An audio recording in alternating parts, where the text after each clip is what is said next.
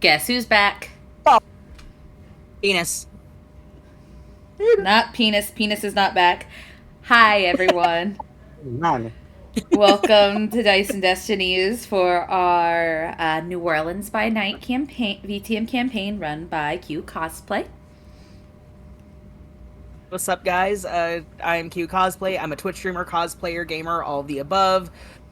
Uh, we are on, I believe, episode 10 of New Orleans by Night, and somehow these fuckers haven't died yet.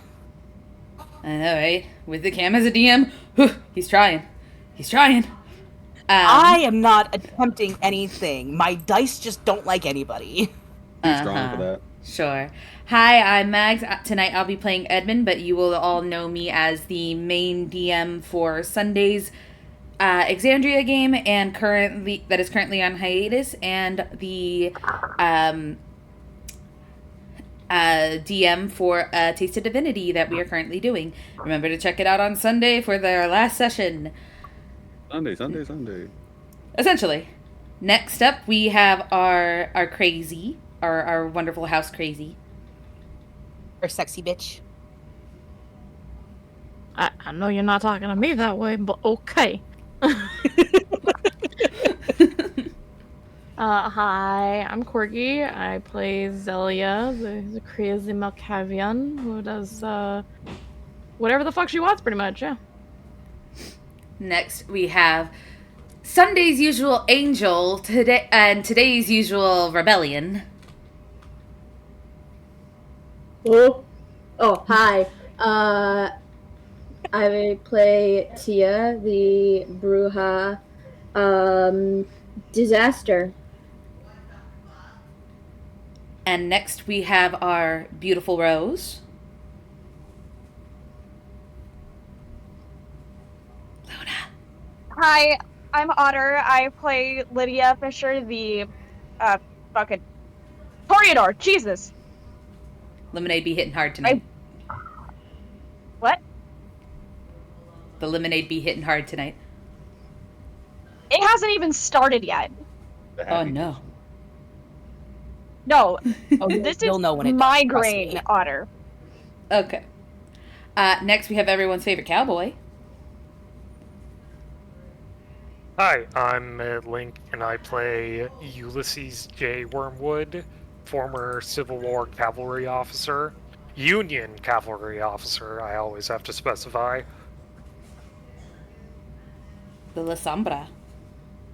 The La Sombra. Yeah, he's not just a regular cavalry officer. That'd be weird. And then, finally, we have the man, the myth, the legend, the future maybe prince of New Orleans. Laurent Dubois. Hi, I'm Kai. I play Laurent Dubois, the no longer most eligible bachelor, I think, of Louisiana, and soon to be, soon to be prince of this bitch, because I'll be damned if I'm not taking my throne.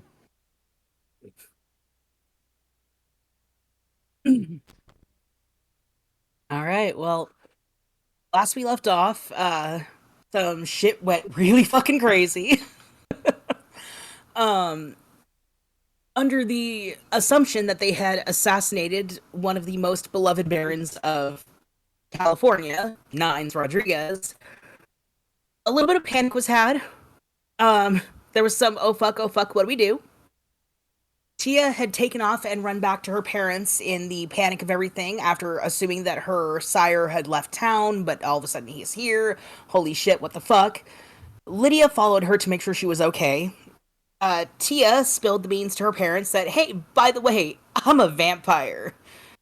And, Lydia got met with the business end of a shotgun. Thankfully, the trigger was not pulled, but she got very acquainted with Tia's father's shotgun.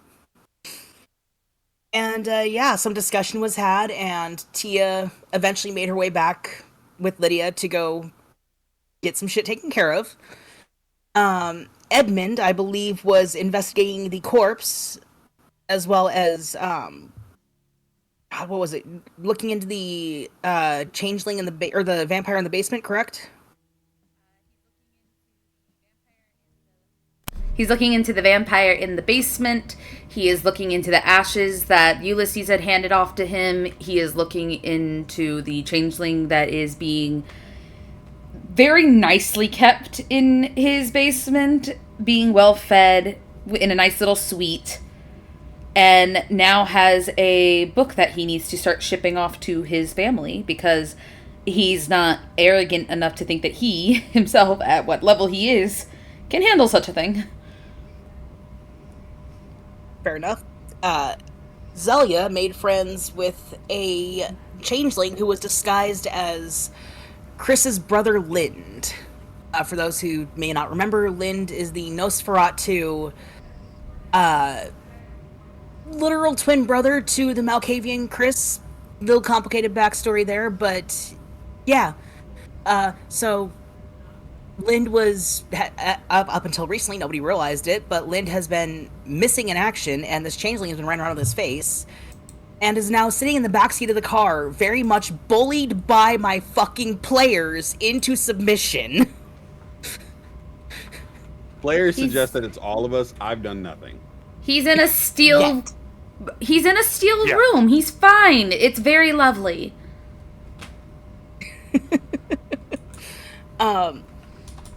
But yeah, Name so one downside of being in a steel room. I don't know. Yeah, so- He's got room service, so it's fine. Wait, is it steel or is it an iron? iron. Whichever one that Fays need to not be able to do nothing in. Iron. it is iron. Nah. Mm-hmm. So yeah, everybody kind of took a breath when they realized that the nines that they imploded was actually a changeling pretending to be nines. And after the stress of everything kind of wore off, everybody decided that, you know what, we're just going to turn in for the night, get some rest, and we'll deal with the bullfuckery tomorrow night. And that is where we left off. Sorry, my cliff notes are not as good as Mags's. I am very bad at summarizing. So yeah, who wants to awaken first, or should we leave it up to the dice? I have a thing. Yes? I've I'll legit leave it. been considering this for like since we ended last session. Go I've for been it. planning this in my fucking head, right? And I think I'm gonna just set your world on fire real quick to start Ooh. off. Mm-hmm. So, time to do some funny shit. Hmm? So, could I take that, or do you want to throw the dice? Would you guys be okay if Laurent starts us off for the evening, or would you rather I do it by dice? Yes. Laurent's about to do some sketchy shit. I want to see what Laurent does. The Ron's Go gonna do for some it. interesting He shit. is with Lydia. Let's remember that. Yeah. Yeah, he and Lydia stayed together. I specified last session multiple times that Laurent did not go to sleep, right? Yes, Laurent- Laurent is officially having pulled the equivalent of an all-nighter. He's trying to stay. Like, I know that Ken need to sleep at some point, but he just doesn't want to sleep, right? So Laurent thinks back over the past 5 days that it's been, right. It's been like a total like less than a week, right? We've been doing this, yeah. So It's been about a week now. it's been over a week. Okay, so over the past week, so much has happened, right?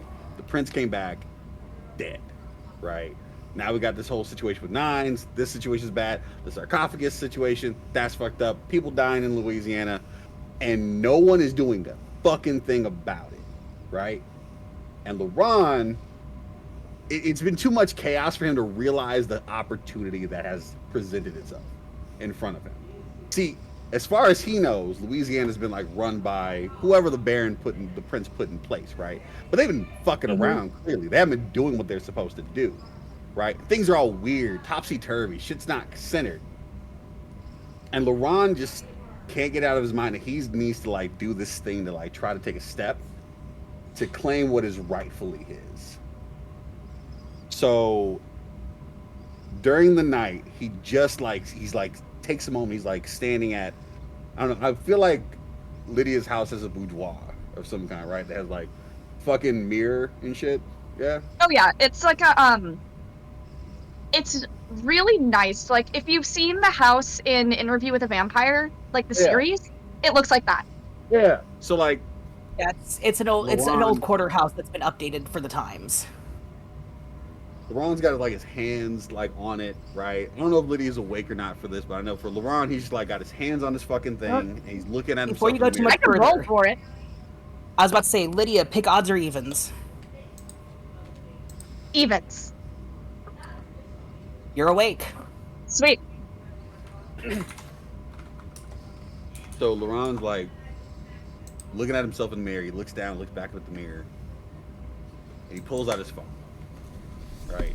And we've established LeBron's pretty wealthy. He's got connections where he needs to have connections. And there's this property downtown Louisiana, right? Downtown, not New Orleans, Louisiana. What the fuck? Words. Nope.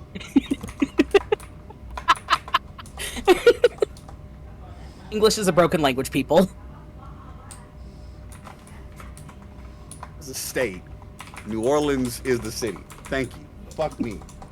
I'm And just Africa's a stupid. continent. So yeah, um, so there's this location downtown New Orleans. I've been trying to find an actual place, but I just can't seem to find something that fits. There's like the centralized location that's been on his mind for a while, and he's been waiting to buy it up to do some fun stuff. See, because the Succubus Club, right? That they're coming in town, like they're due in town, right? Yes. And he's aware that like visitors from another region might want to see how things are handled here with everything in chaos. LaRon needs to LaRon needs to make sure that guests are taken care of. So is the kindred way. So LaRon starts moving some money around and starts making some calls. And he wants to see if he can get this property and buy it up and establish some stuff. And he looks back over at Lydia um, as he's like holding the phone, sending message after message, just typing, looking at her, and goes, I got a proposal for you. What you got? A lot of stuff been happening here, and I don't. I'm antsy. I'm a little wound up. See, I don't like my home to be abused in this way, and I need. There needs to be an adult in the room, and clearly, whoever the prince put in charge originally is not handling their work properly, and we've been doing the brunt of the work. So I propose establishing a new Elysium in New Orleans. Place for She's our gonna kindred to have a safe space in which they can interact with each other.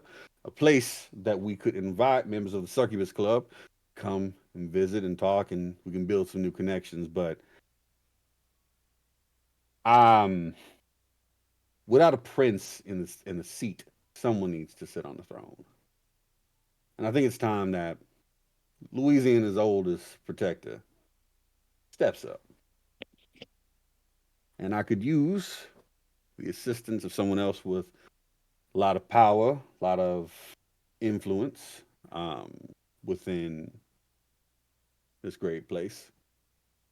So, would you like to come in on a deal and work alongside me? As I think, got to double check. The so at least that's like the prince is the main one, and then the prince has people underneath him that like follow. Who's directly? Is it a harpy? That's what it is. Um, I can't believe that you might want to be considered second. You yourself seem to want to have your own kingdom, but would you be willing to be my harpy as I take over and control this great state for us kin?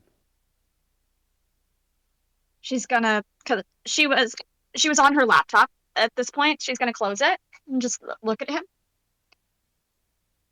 She's, well, I can't say that I would mind it. Excellent. I need to make some calls. And LaRon is going to spend the rest of the But night. Hmm? as far as the Succubus Club goes, I do have that new property. If you guys will recall, she has that new property that's like she recently turned into a club, basically. That's near the graveyard. Ooh. Specifically, it's We near the discussed this before. historic portion of the New Orleans graveyard and like the mausoleums and everything. Ooh. Can we use that location? Absolutely. Ooh. Now my job is even easier. All right. Excellent. Time to Less start doing steps things. in that. Hmm? Using that would make it easier on us as well. Of course. All right. Okay. I presume, is there a process? So, like, I know that my understanding is that the Camarilla has to designate a new prince, correct? Mm-hmm. Okay, so Elysium's typically just run by a prince. So how does I think Laurent's going to try to focus on getting the word out through other kindred within the city of what's happening, of what is about to open up, and getting things set up. So like he wants to start influencing people to start like understanding that even though no one's officially taken the prince spot, he's going to start acting like the prince for the time being. Someone has to take care of things. So basically, being an interim prince and proving to the Camarilla that, hey, I should be in charge of this shit. Correct. Correct. Laurent Okay, I just want to make sure I was on the same page. Okay, so I will say that this will not be an easy endeavor. Yeah, a lot of the kindred in New Orleans have lost faith in the Camarilla and the prince, considering the last one went AWOL and batshit crazy. For sure, for sure. So you're going to have a really fun time rebuilding that trust with everyone, showing them that having somebody in charge is a good thing, and, you know, making sure that, you know, proving to them that you're not in it for the wrong reasons. Yep. Which is why this Elysium is being built. It may not be official by like traditional kindred standards, but he's going to make it the most Elysium it could be. It is going to be a peaceful ground. He's inviting the Succubus Club personally to come and visit. Speaking of, as you guys are having this conversation, Lydia, your phone rings. I'm gonna answer it. As soon as you pick up your phone, you see that it's Velvet, who you said you would call 3 days ago. My timeline is all mixed up then. Now your life is forfeit. No, this you is said you would player. call her a few days ago. Yeah, no, you did mention that a few days ago in-game you would call her, and shit's just been a little bit crazy, so it probably just slipped your mind. Probably. I'm gonna say that she probably sent her a text at some point. Fair enough. But you know, Velvet, she hates texting, so she's calling you. I'm gonna answer that probably as quickly as I can. Is it on speakerphone? This is very important. Fuck, I don't have my dice up here. Odds or evens? Evens. It's on speaker. Sweet. That actually is my hope.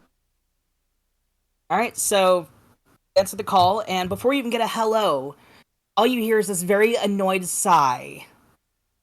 What is this I hear of Nines having bitten the dust in New Orleans?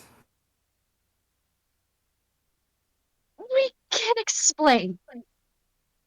I sure hope you can, considering he's sitting right next to me and is also very confused about this news. I was about to say, did we confirm that that's not Nines, right? Like we confirmed it. Yeah, we did. Yes.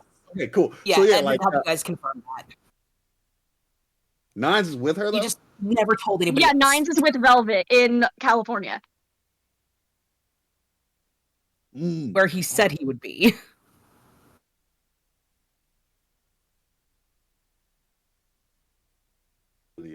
As you guys are trying to find the words, you hear Nines in the background going, "What fucking essay thinks he can take my ass out? It better not be that fucking Dubois prick." Twas I, Nines. Good to see you in good health. My Good to see apologies that you're not getting too for big for your taking my britches, I hope. Nines, I apologize for my actions these past few days. Consider me a little bit riled up after a bit of a frenzy of a week. Um, Here's the thing. For sure, me assaulting whoever has tried to take over and represent your body, um, has been handled. So at least no one is parading around as you making a worse name for yourself. Um, I think there is something that must be handled in regards to what you've done with Tia, by siring someone new, without permit, not even just so much siring someone new, but also like letting them be alone in a place by themselves seems very unbecoming of you. But that's okay. We can all bury that. All right. I would like to just understand what is it that we can assist you with at this point. As you're talking and you mention Tia, you don't see anything obviously because it's not a video chat, but you hear the cracking of wood as he just crunches his hand down. It sounds like when Bruce Lee broke a 2x4 over Chuck Norris's head. Yeah, I'm not holding. I'm holding my cool. Velvet clears her throat and just, I do hope you will understand that there's a certain decorum when speaking to your betters. Betters. Betters. Oh, okay. My apologies. I must be out of line. I'm sorry. Nines sired a newborn and left them stranded in a brand new I am state aware. and has not taken care to make sure she is taken care of and safe. All I'm saying is, how does that make him better than me? At least I would never have abandoned a child. Lydia, do me a favor and keep your pet on a leash. Just gotta like look over at Laurent and just like, don't, not right now.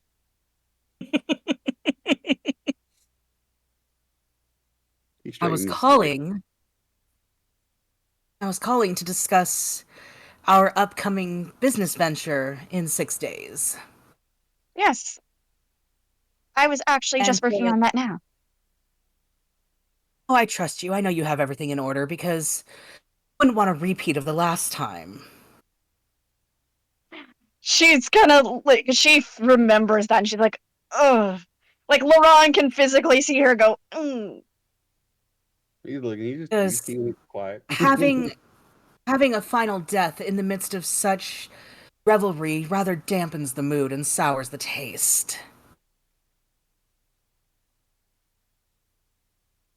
I agree. Sorry, my talk text was being weird. You're good. There's a pause, and she kind of, you can hear her shuffling some papers and stuff in the background as she's like trying to find the words. And after a minute, she breathes a sigh and just, I understand the situation with the LeBeau girl is not ideal, and while I don't necessarily agree with how Nines went about it, trust me when I say that that was probably the better of the two options. I don't have exact details per se, but I do have on good authority that had Nines not stepped in and did what he did, she would be under the thumb of the La Sombra right now and potentially being used as a puppet. I understand. I don't necessarily agree with how he did things. As you know, I prefer things clean and orderly, and you can hear her glaring at Nines as she speaks. Like, it's that I don't mom even need tone to see it. I know the look. Yeah, it's you know, when you're talking, your mom's talking to the principal and she's glaring at you while responding to the principal, and you know the principal can hear the glare through the phone. It's that look right now. um, but that being said, given everything that is coming to light, this was the better option for the LeBeau girl. Had she ended up as La Sombra, under who we suspect would have taken her had Nines not stepped in and intervened, She may not have survived the last few nights, or if she had, she may wish she had not. She's So what's the gonna. plan, Nines? Just let her be alone for the time Shush! being.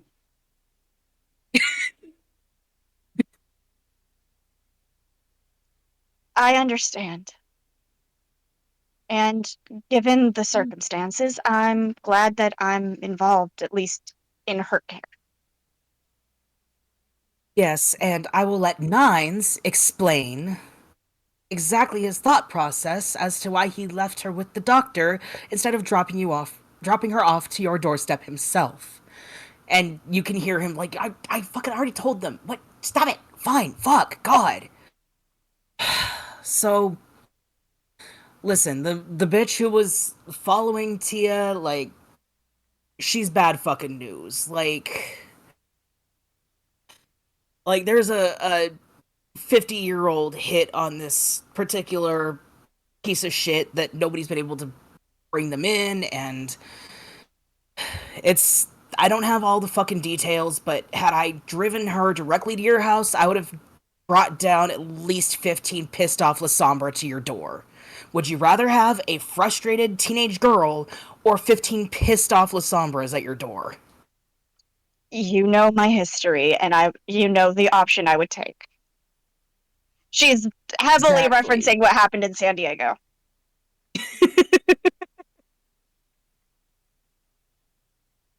And there's a pause, and he just kind of lets out a heavy sigh and just, I do plan on coming back and making things right, but shit was too hot on my tail, and me being around Tia was even more risk than me leaving her in your trusted hands. I understand what I did was fucked. Trust me, I get it. Velvet will only fucking forget it. But it was honestly the safest option. It was either that or bury her entire fucking family if they didn't get turned. Nines. I What do you respect want, that. Kibble?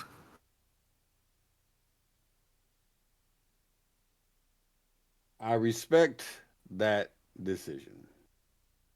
To some degree, it would have been nice to have understood what the plan was when she arrived, but thank you very much for making sure that Tia is safe and sound and making sure that you intend to come and take care of your child. You deadbeat.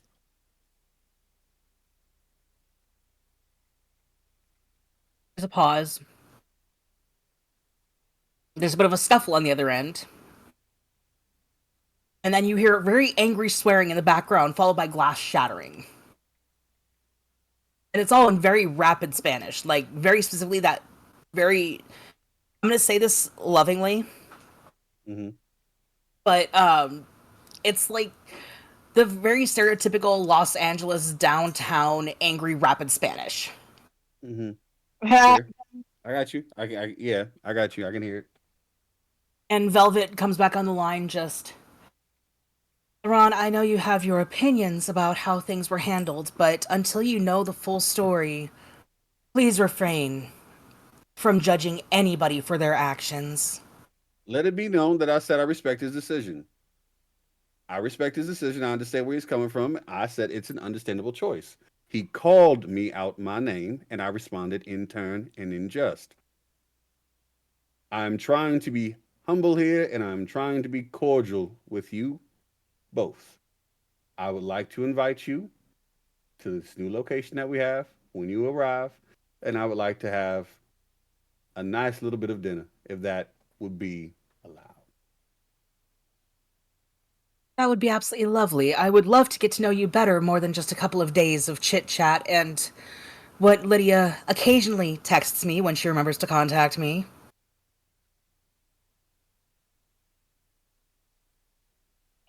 You know how Lydia feels about Velvet. I know She's that's why just she's poking fun at her. she is staying quiet right now. She just has that look of, I'm sorry. She does. She really does.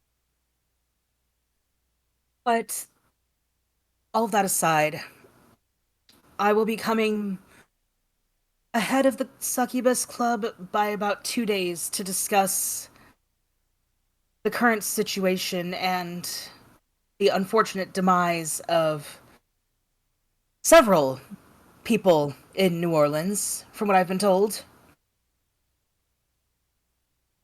I've heard there's rather a nasty plague of dead bodies in the streets. I'm well aware, and I'm working on trying to get that taken care of as well. In the absence of We a both proper prince, we are both using our resources to take care of that and make sure that people who are not involved stay that way.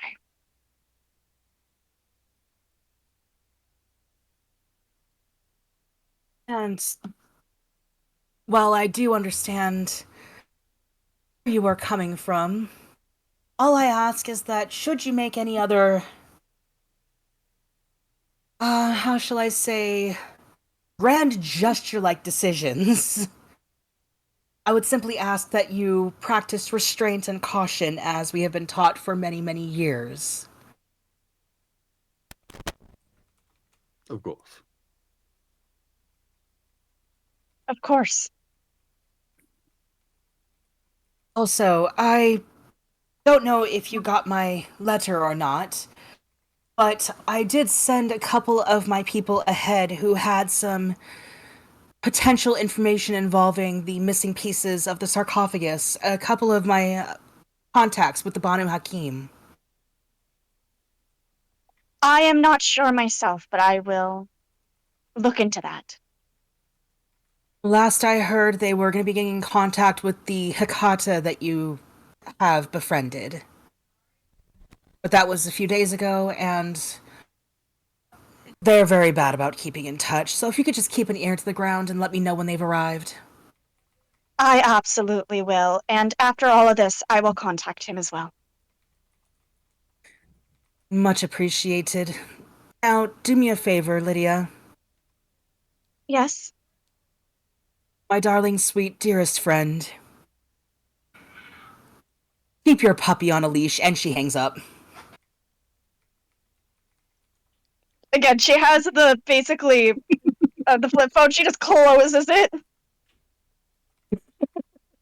Very slowly. You know, for anarchs, these guys are very, like, full of themselves. Like, he's talking about, oh, you're betters and respecting the chain of command. Are you anarchists or not? She's a Toreador, like Lydia. Okay. No, he's talking about nines. There's some shit going on with nines that you guys will find out eventually. I'm gonna shove my boot so far up his ass. I swear to And God. Velvet's ass, my God.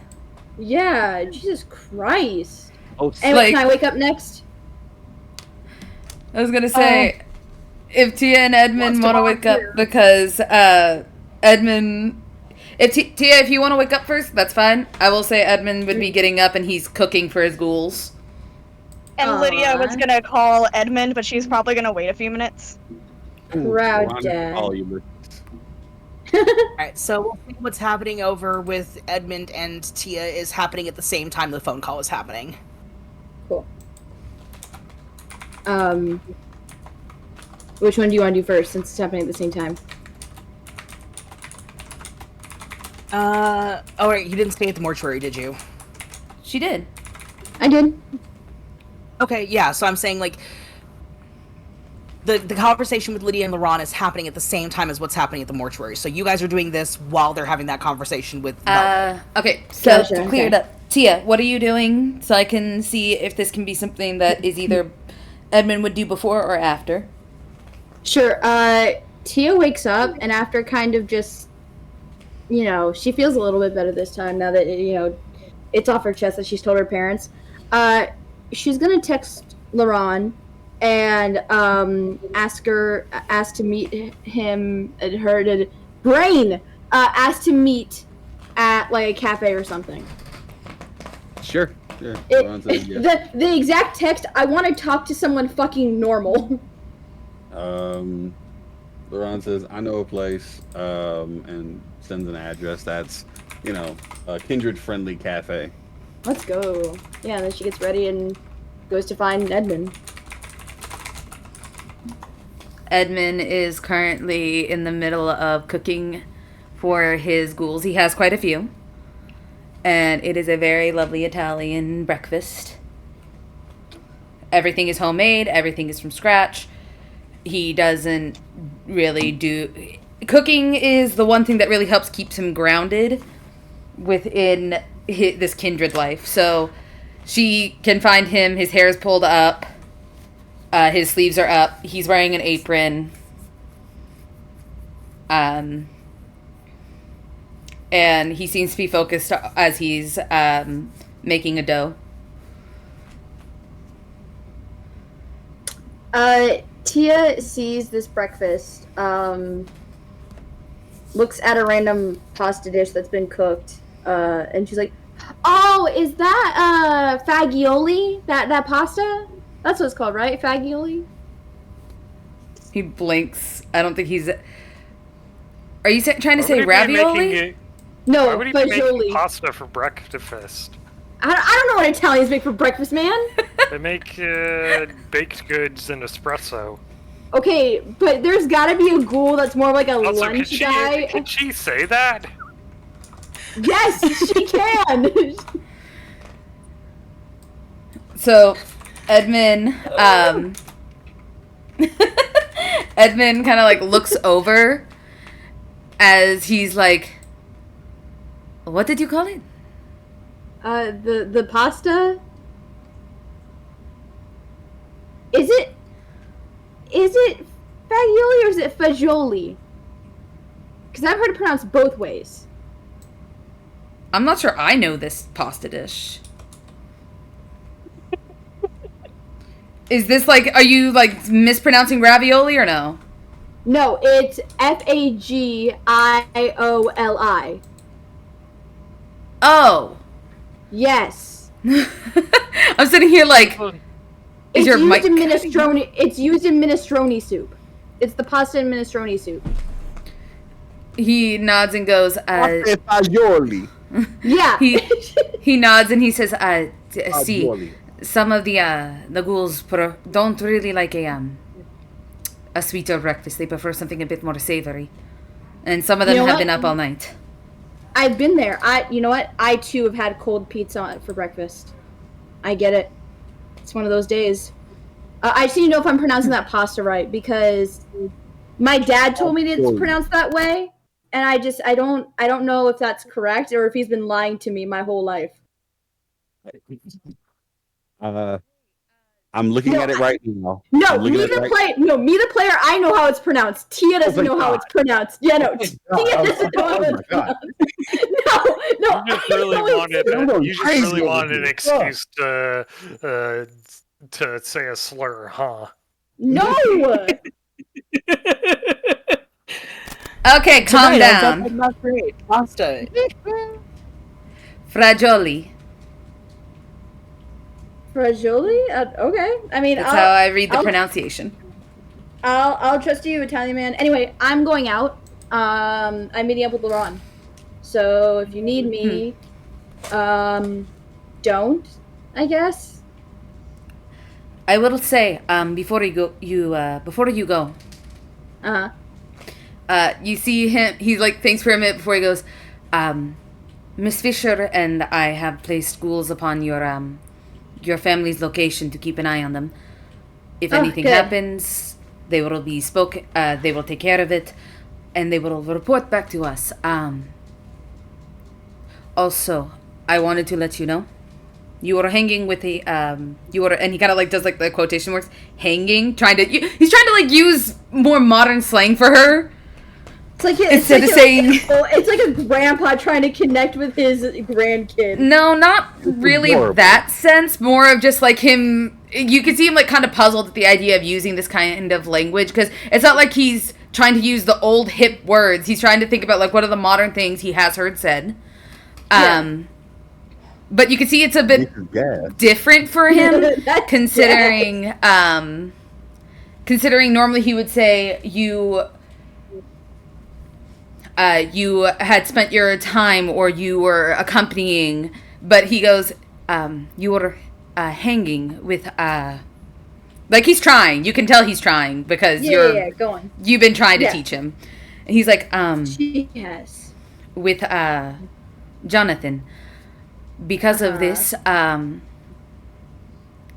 during that time, I come to a realization, and I will let you know that once I get the results back. But I have a private investigator looking into your family tree to figure out if there's any connections to you, maybe in your family line of the Sabat or the Camarilla or anything like that.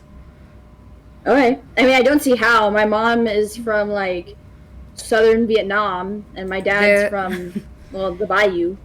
There are you do realize that kindred are not only in this area. There are Asian kindred, Tia. Yeah, I'm one. Exactly. So you might have your family might have a connection. Okay. Well, thanks, Edmund. Genuinely, I really appreciate it. Sorry, I didn't mean to make Cam and Kai break a little. It just came so out of left field. You know the Asian vampires, right? Yeah, I'm one. Do you know how to use a firearm? Dude, my dad used to take me hunting all the time. Before and there's over for a ghoul to come towards him, and he's like, "Go get some weapons." And he when they come back, he hands Tia a gun with some rounds in it. He's just like, "The bullets are silver, just in case." Ooh. The safety is on. Here's he gives her like one more little thing of ammo just in case. He's like, and then you have your sword that Ulysses has given you. See? I want to be the one to give her a gun. Listen, he's like freaking packing her with all the weapons. I do still have the sword from Ulysses. It's right here. Just kind of pats her side. She's like, I think he would like have a sixth sense that I didn't have the sword on me, and would like wake up from the dead. Pun not intended. So I'm bringing it with me. Also, I can put this in my boot, and she shoves it into the gun into her demonia. She's like, fuck yeah. Alright, can I go now? Are you gonna, make sure I'm wrapped up for the cold and everything? He thinks for a moment and goes, "The kindred do not worry about the weather. I think you'll be fine. But if anyone is wearing a jacket, I would recommend wearing one just so that you are not giving anything away. Either way, have a safe journey. I have, You see him kind of like look to the side and goes, "Pressing matters in the basement." Cool. Good luck with the dead bodies in your house. Because she's assuming that's what he's talking about. He's like preparing some bodies. And yeah, she heads off to go to this kindred-friendly cafe. He takes one step and then the gun in her boot goes off. It has the safety's on! How dare! She even made sure. Yeah, Edmund, essentially, as she's leaving, like, he could call out and be like, actually, it's a changeling, it's a fey creature, but he's like, you know what, she's busy. She's got places she gotta be. Once Edmund's done cooking, he'll head to, he'll start heading down to go meet up with, Zelia. Because she slept downstairs. Okay. Zelia, what are you doing when you wake up?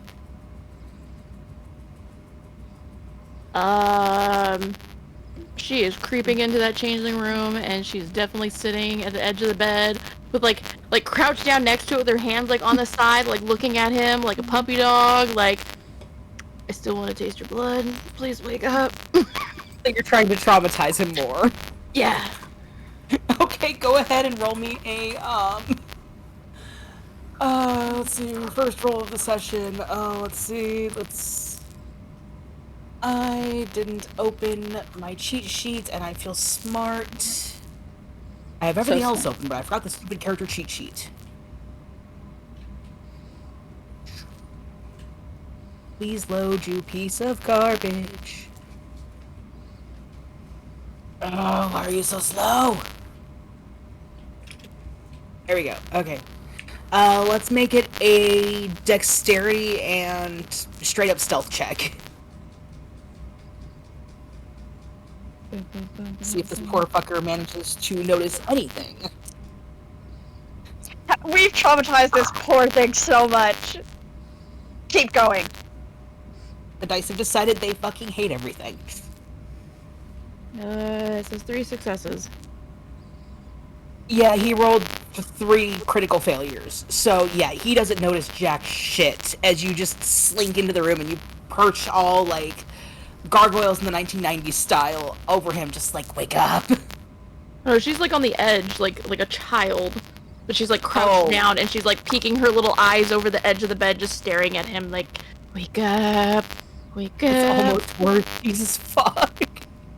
I'm just picturing the toddlers at 3 a.m. waking up mom and dad in the middle of the night, just like, Mother, I require water.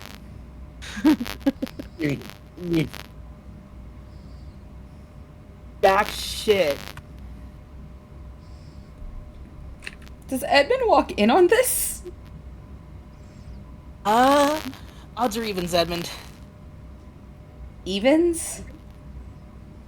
Nope. You're not walking into the room just yet. Okay. Zelia, you watch, and he starts slowly kind of opening his eyes. You notice his face isn't all, like, microwaved Play-Doh anymore. He has a completely new face, but it's still the same smell. You know, it's the same guy that you've already been tormenting. Oh, she'd have a lot of questions if it wasn't. She'd be like, what the fuck? This is an iron room. How the fuck did you get out of here? I slept outside this door. He looks more like a very young, like, in his early 20s Pedro Pascal now. Like, way at the start of his acting career, kind of deal. And, he rolls over, takes a look, blinks a couple of times, and Edmund opened the door just in time for this ear-shattering scream of horror to ring out, followed by the poor changeling trying to get away from Zelia and falling out of the bed. Edmund's going to,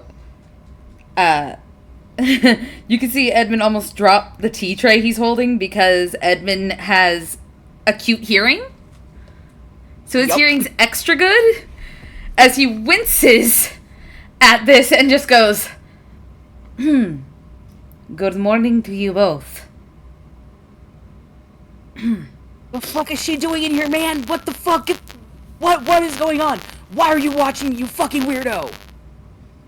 Because I still wanted a taste.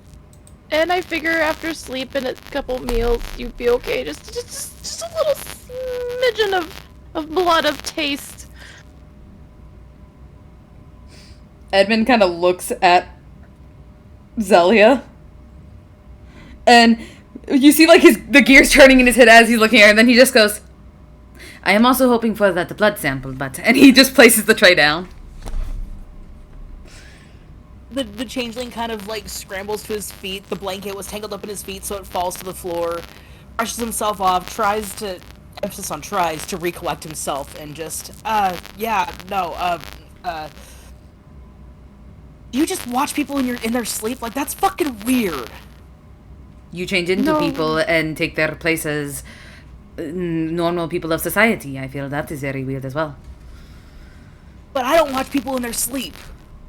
Edmund kind of, like, reaches up and kind of, like, taps something, and you see a camera. Monitored 24/7. He just gets this look like, oh, you fucking sicko. He holds out a cup of espresso and a some really well made pistachios pescatis. He's just like, yeah. He gives a nod as thanks. So Just sick. Like, yeah, and thanks, I guess. And he takes the food, downs the coffee in one go. He's wearing the apron he's wearing is very it's one his sister gave him, most likely. So it's not like it's a plain black apron or plain white apron. It's got, like, sunflowers on it. He's just like, see, I am very sick.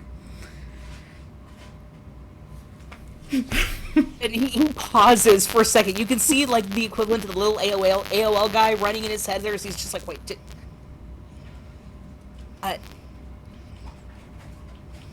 It's adorable. You know That's what? what you wanted to say. Yeah, sure, we'll go with that. Edmund's gonna sit down with his with a cup of espresso, just kind of like crosses his legs and just sitting down waiting for whatever Zelia wants to talk to this guy about. He's just sitting down like, I'll wait my turn. This is your captive. There is a queue to talk to the changeling. Ladies first. So we need to get blood sample, and then I get lit. And he looks at you for a second, almost like he wants to be mad, but like he can't. You know what? Fine, I'll agree, because you know what? Not the weirdest thing I've been asked, and just fucking do the poke and shit and get it over with. Like, I don't know if y'all do that with your teeth or whatever, but like... Edmund immediately pulls out a medical kit and starts getting stuff ready. Oh my god. And he visibly looks a lot more comfortable, just like, oh, thank you, fuck. I could never bite you. Don't worry, I don't torture. She does, though. And he starts getting the equipment ready. He takes like half a step away. Zelia just smiles and she's like, yeah, you don't want him to bite you.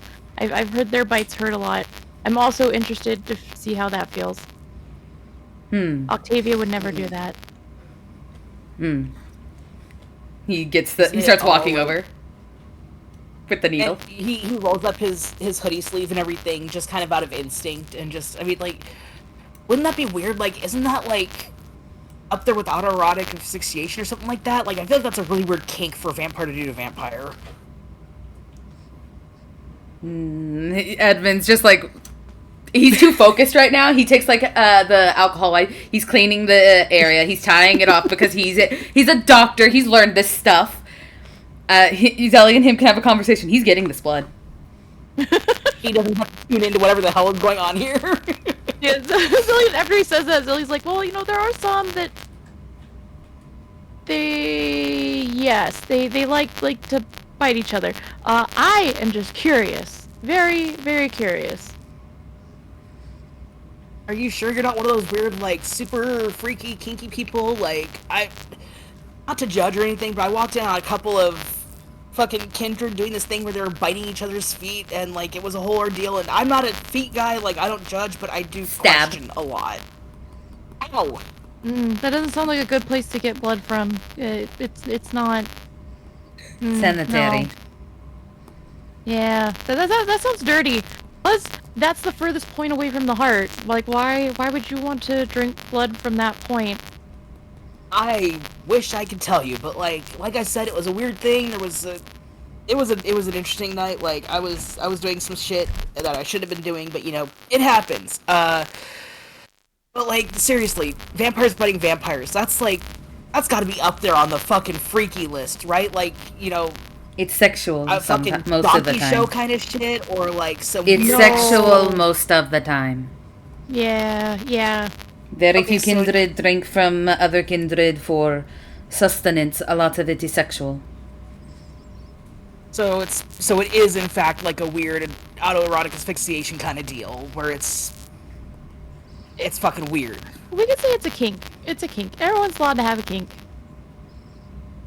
I don't kink shame, I kink question, okay? She's just kind of like acts like she's writing in a notebook. Even though she's actually writing on her hand, she's like, asshole. Well, I mean, to be fair, you have scared this man awake, you bullied him into submission, and now you're sitting here just like, I want to know what you taste like. So if you're going to ask us questions about the kindred biting thing, is it alright if we sit down and question how you, changelings, repopulate? Well, a mommy changeling and a daddy changeling love each other very much. He's still watching, just like... They do this thing where they get naked and they wrestle. He's very obviously being sarcastic at this point. So changelings just have sex like normal mortals. Understood. Yeah, pretty much. So it has to be don't changeling to actually think that's changeling? how It it can't be like works. half changeling? It can't be... Huh. I don't fucking know. I don't make the goddamn rules. I don't fucking study this shit. Are both of your parents changelings? I don't know, my dad fucked off and God knows where the fuck my mom is. I couldn't tell you shit about either of them. Oh, so he's they abandoned her traumatized. young. Shut up.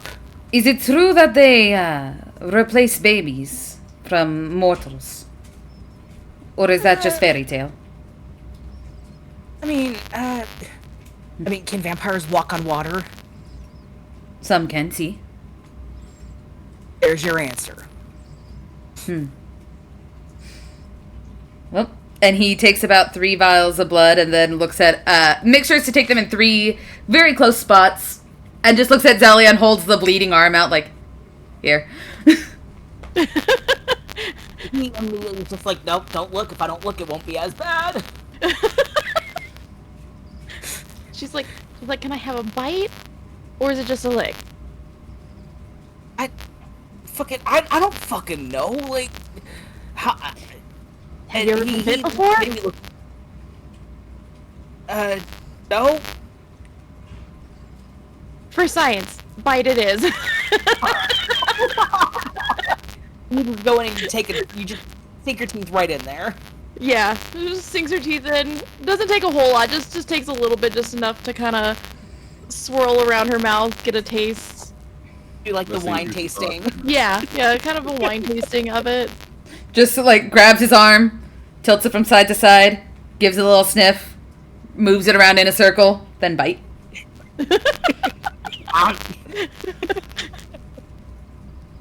Yeah, so he yelps and like immediately tries to pull away, and you get a good taste. It tastes like normal blood, except there's something in there that almost tastes like Grandma's perfume smells. Ah, musky. You're not Edmund's making quite notes. sure where this ranks on your taste of blood scale, but it's definitely one of the more interesting ones you've tasted.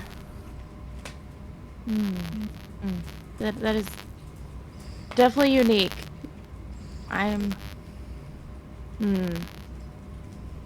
That was an experience. I don't ever want that again. I can say the same. Fuck, that hurt. I thought kindred bites felt like that you were having like an extreme amount of pleasure. To humans. Like a drug. Oh, damn. Yeah, sucks to be a fae. Kindreds have different physiology. Sucks to be a fae.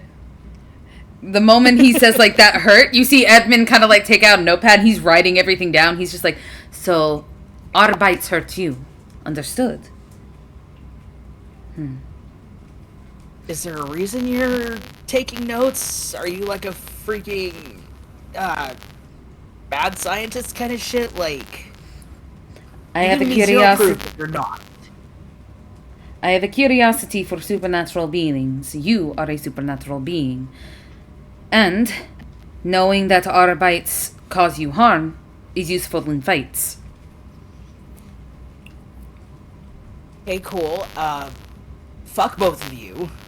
No, Dinner, thank you. dinner first. And for a second there, he ponders whether or not he should just walk out that door and deal with whatever's coming after him, or stay in this room with you two. So someone is after you, and we are protecting you at this moment. Is there any reason why we shouldn't throw you out into the streets where you will be killed? Or why we shouldn't just take you out right now? Honestly, I'm surprised you haven't taken me out yet to begin with. Like, you don't seem like the most trustworthy assholes. I'm offended. But you just fucking took a chunk out of me after you said you were just gonna lick it. No, I asked if you wanted a lick or a bite, and you said you don't know. And so I said, now you can find out. So, now you know. And now No. we know.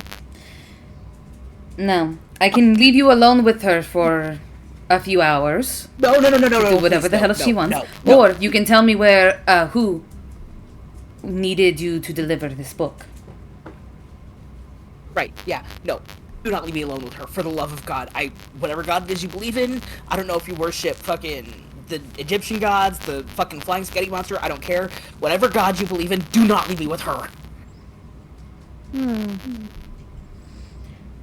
Where were Oh, I you know you're taking gonna this try book? and turn me into a fucking Slim Jim. No, you Where? don't taste that good.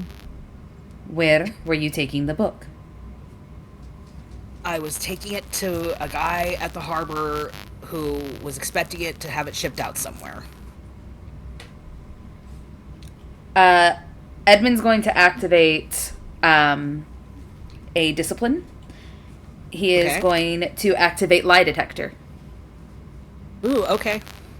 Black shadows start forming underneath him that only anyone who can see the dead, like, with unseen and sense the unseen and stuff, can see, or Oblivion Sight sees tentacles come from his shadow and start wrapping around the changeling's tentacle as he, not tentacle, shadow, as he looks at him and goes, I will do her first. "Do you know where the boat was headed?" Honest to the gods, I genuinely don't know. I was just paid to pick it up from the pickup spot and deliver it. All right. Who sent you? Their name. Was it the Black Dahlia? That's the only name we know she goes by. If she has another name, couldn't tell you. Do you know where she is located? No, I never met her first face to face. I only ever communicated with her via a third party who was some throwaway messenger boy on a bike.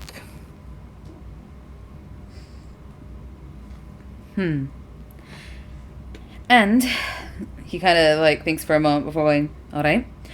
And you have her number in your phone, see?" I'm pretty sure it's a burner number.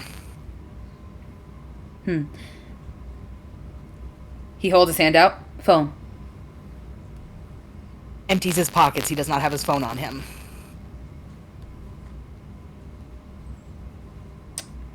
You see Edmund looking at him like, "Produce your phone." I don't have my phone. "And where is it?" Ask your crazy friend here who tackled my ass in the alleyway. He looks to Zelia.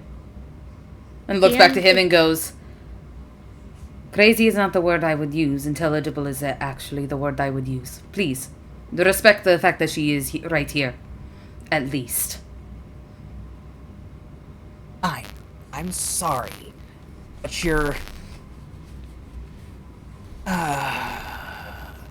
friend here, he's trying really hard not to insult her again because he really wants to,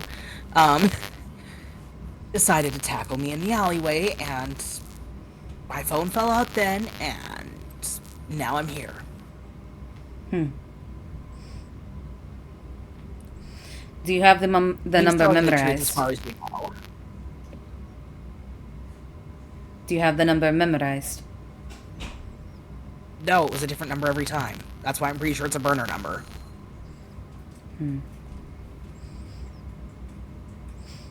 Edmund thinks for a moment. He can't really think of any other questions to ask this guy, so he looks towards Zelia and goes, "And you? Any questions that you might have for him? He cannot lie at the moment. If he does, I will know." What? How often does she change her phone number? Every 6 messages or so. I'll get a few messages, it'll be a couple of days, suddenly a new number is texting me. Do you think she's changed it since yesterday? Last night? Today was the last time I got a message from the latest number, so it's about time for her to switch it up again. Dang. And she's gonna look over at Edmund. She's like, "You might want to send your ghouls," and she's gonna kind of give the gist of the location. He picked you up. And, It'll be fine. See if they can find that phone. He nods. He stays where he is, though, because he can't really leave the spot where the tentacles are connecting. Yeah. He just kind of shrugs, it's a basic-ass flip phone, so there's a 50-50 chance it got snagged. So you have no important information. I was delivering a book. So you have no important information. See? I've told you everything I know, unless you have, anything else to ask. Oh, what about the Nines impersonation person thing? The other changeling that you were married to. It's a long story. And I have been alive for over 300 years. And he sits down. And I'd rather not get into the story of our intimate shit unless that's like her fucking kink to hear about other people's shit going on. No! I don't want to hear about your other weird shit. Who are they? Who is that person?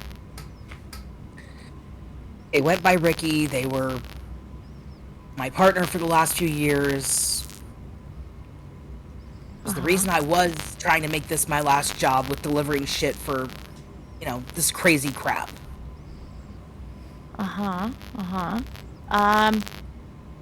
Did he tell you anything about... Because he seemed more, in charge? Did he tell you anything? He didn't know anything I didn't know. And he's been telling the truth so far? Yep. He's just very uncomfortable. So you are useless. I'm sorry, you cut out for a sec.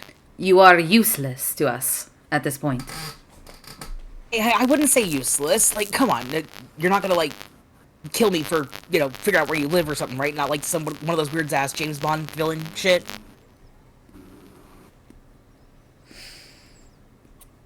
Kind of looks over to Zelia like, I don't need any more ghouls. You could blood bond this bitch. You could ghoul him right here and right now if you want to. Is he saying that out loud, or is he thinking it? He's just giving her the look like, you want a new ghoul? Just that handout gesture like,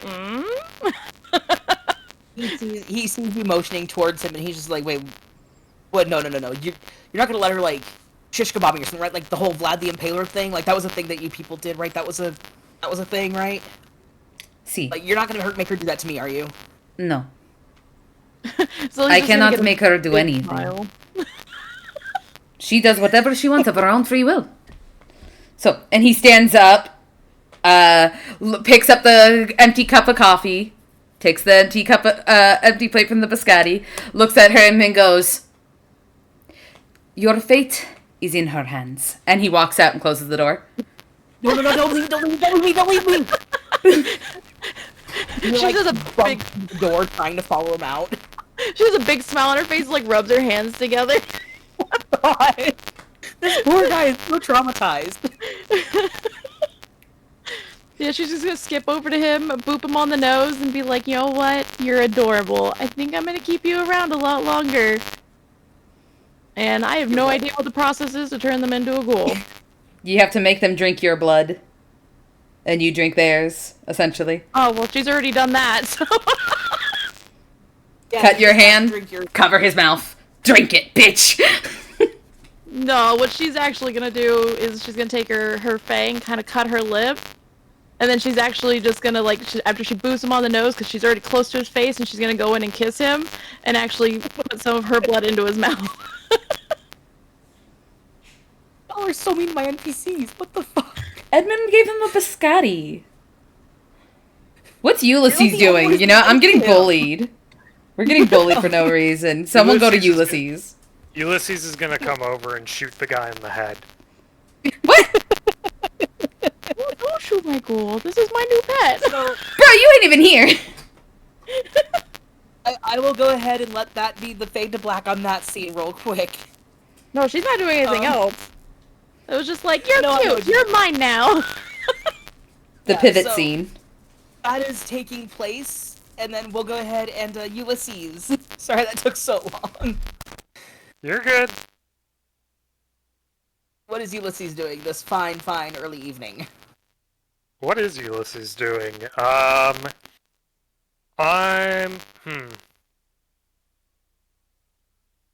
I honestly didn't really have anything in mind. If we want to combine scenes, I could say that he has gone to meet up with Laurent and Tia at the coffee place. Because Laurent needs someone there to make sure he doesn't fuck things up anymore. And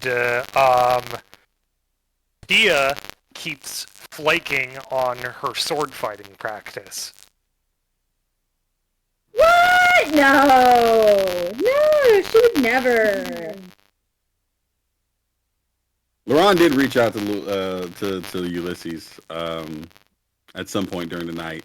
He needs a warden as well if he's gonna have if he's already got a harpy set in both. He needs a warden to keep the peace. And there's no better warden than Ulysses. And I think he's probably told Ulysses this plan before, so I think he just called. Like, I don't know. We can play that scene out if you want. Yeah, no, you've been talking about this for a while. Mm-hmm. It's basically like reiterating. Ulysses has basically said it's something along the lines to Laurent, this is a gutsy move you're making. And Laurent said something back like, well, I understand if you don't want in on it. And Ulysses he said, I didn't say that. Wow, look at the nuts on this guy. Look, man, you back out. Oh, no. I want in. Tell me more. Like, I'm gonna tell you when you're doing some dumb shit, but I'll have your back for it at least. I appreciate that.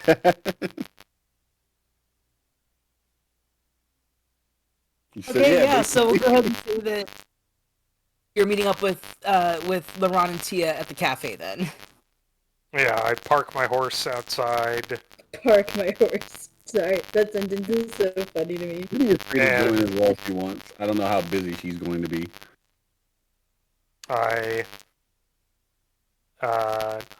Is it just like a Starbucks? What's this place like? It's a local It's coffee shop, I'm assuming. Coffee shop, no big chain or anything, but it is a little off the beaten path. It's in a little bit of the older part of New Orleans, so there are still like horse hitches and everything on the side of the road. I go up to the counter and see if I can order a bourbon. You definitely order a bourbon. All right. Breakfast of champions. There's a lot of cafes and coffee shops in New Orleans that serve alcohol at like 10 in the morning, I found out. Technically, it's like 10 in the evening. Oh yeah, no, I'm just saying they start early. Yeah. Alright, so bourbon in hand, I go over to join you guys. Sweet. Alright. Tia is waiting for Laurent, and she assumes Ulysses is coming. Yeah, so I will say that you did see Ulysses go and get a bourbon before coming over to your table, and around the time that he's coming over is when Laurent shows up. He was one of my favorite people. Members of my gorgeous coterie. You think I'm pretty? You're too kind. What can I do for you, dear Tia? And Ulysses, we got more to discuss, but you got my message, right? We're finally doing this. Time to make things happen. Making big plays, Tia. Nothing to be too concerned about right now, but making some moves. You see her kind of raise an eyebrow. She like swirl the drink she has, and she's like, I mean, nothing in my life seems to be any of my concern these days. So yeah, what's another thing to add to the list, you know? Is there... I feel like there's something you want to talk about. Well, I was hoping to talk to 2 of the, like, 4 people that don't talk to me like I'm a child. And it feels a little bit like I'm being talked to like a child right now. Oh. Alright, so would you like to... I can give you a quick deep dive into the basics of it if you want. If that's how you feel. I just didn't want to bore you with the details, especially with things not fully set in place, but essentially, here's the breakdown.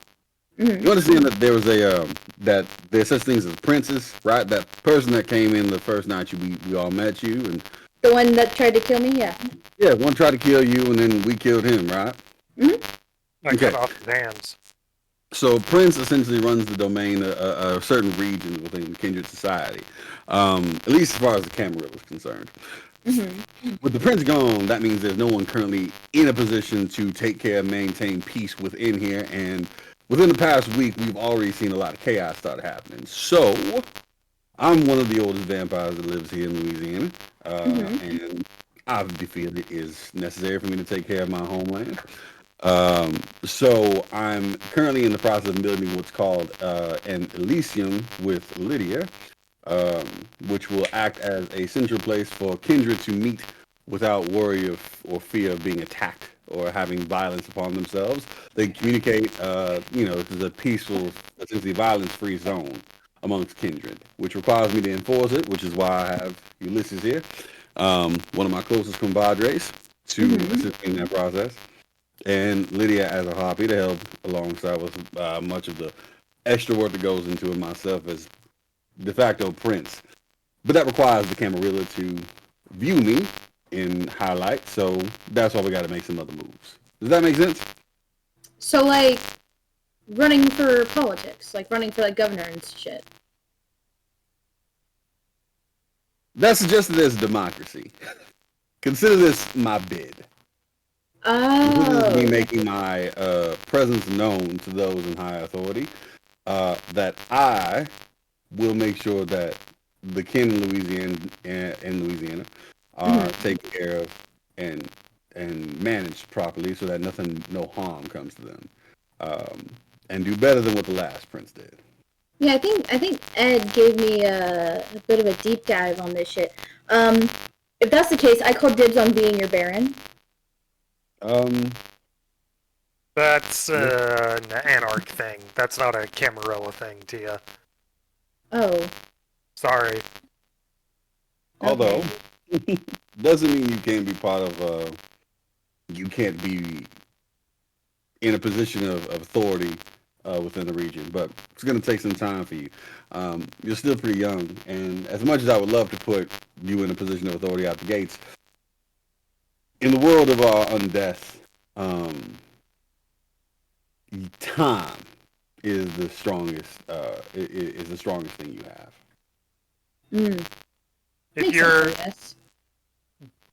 If you're under 100 years, a lot of vampires will barely even think of you as a vampire.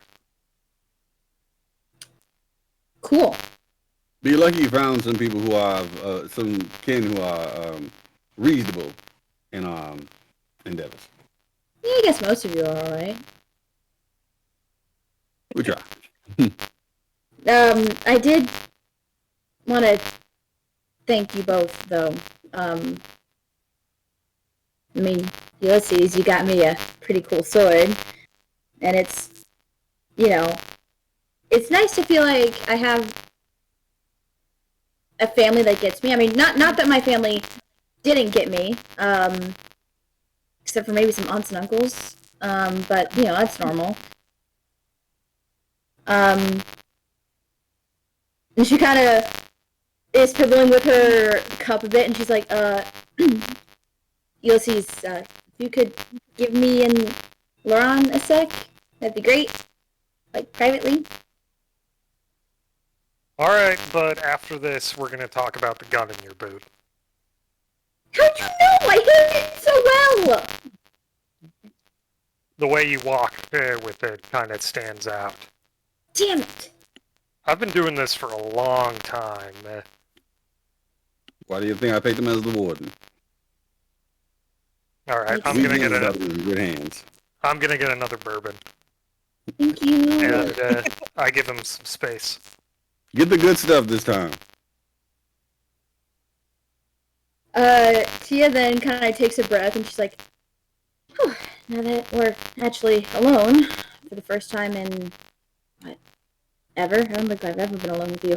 God, this is a lot harder than I thought. I don't sweat anymore, but my hands feel sweaty. I'm talking too much. I wanted to thank you, personally, for everything, both in my alive life and my unlife. When we moved back to Louisiana, we lived in Illinois for a bit. When my family moved back to Louisiana, the first thing I remember at, well, I don't know, can't remember how old I was, but it was one of your big community seafood boils, and it felt nice. Felt like coming home to a relative I had met once but really connected with. I'm happy you enjoyed it. Well, I hope there's some kindred ones. I mean, not that I don't love the human ones, but I don't think I can go to them anymore with, falling asleep at sunset and whatnot. There were kindred at some of those events. There were? I mean, I was obviously there. I had to monitor things, but that's why I typically saw them later on in the day. Uh-huh. I'm sorry if this sounds really weird. And you probably heard it like a thousand times throughout your 100 and so years of living.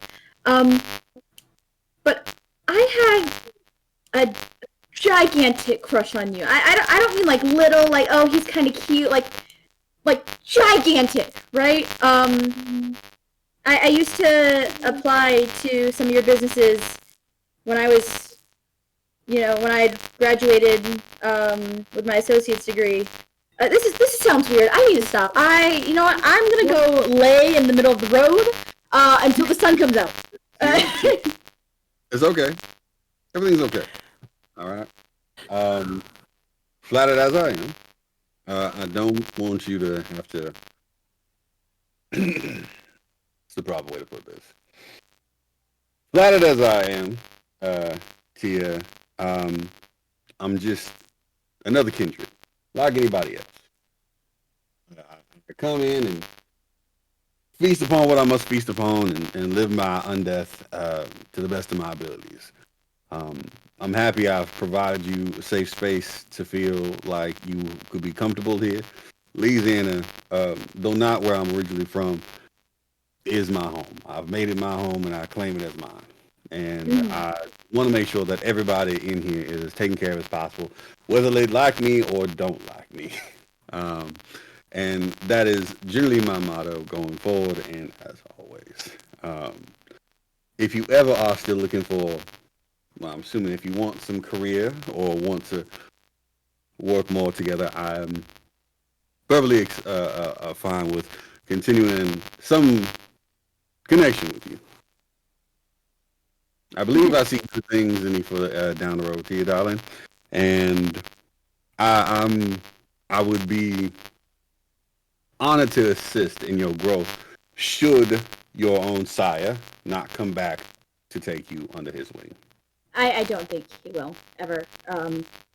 I've come to the acceptance that my sire has up and left.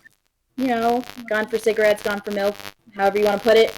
And may occasionally call in, but nothing big, and it's whatever.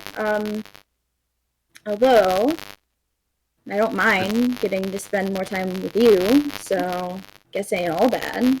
It's not too bad. I did speak with your sire not too long ago, unfortunately.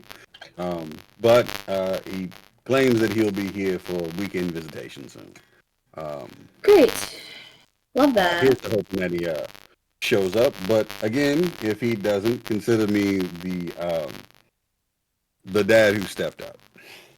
I don't want to consider you a dad. My dad is very much alive, and no offense, I don't want to be attracted to a father figure. Of course. I think Laurent is for the first time caught off guard a little bit. And he's just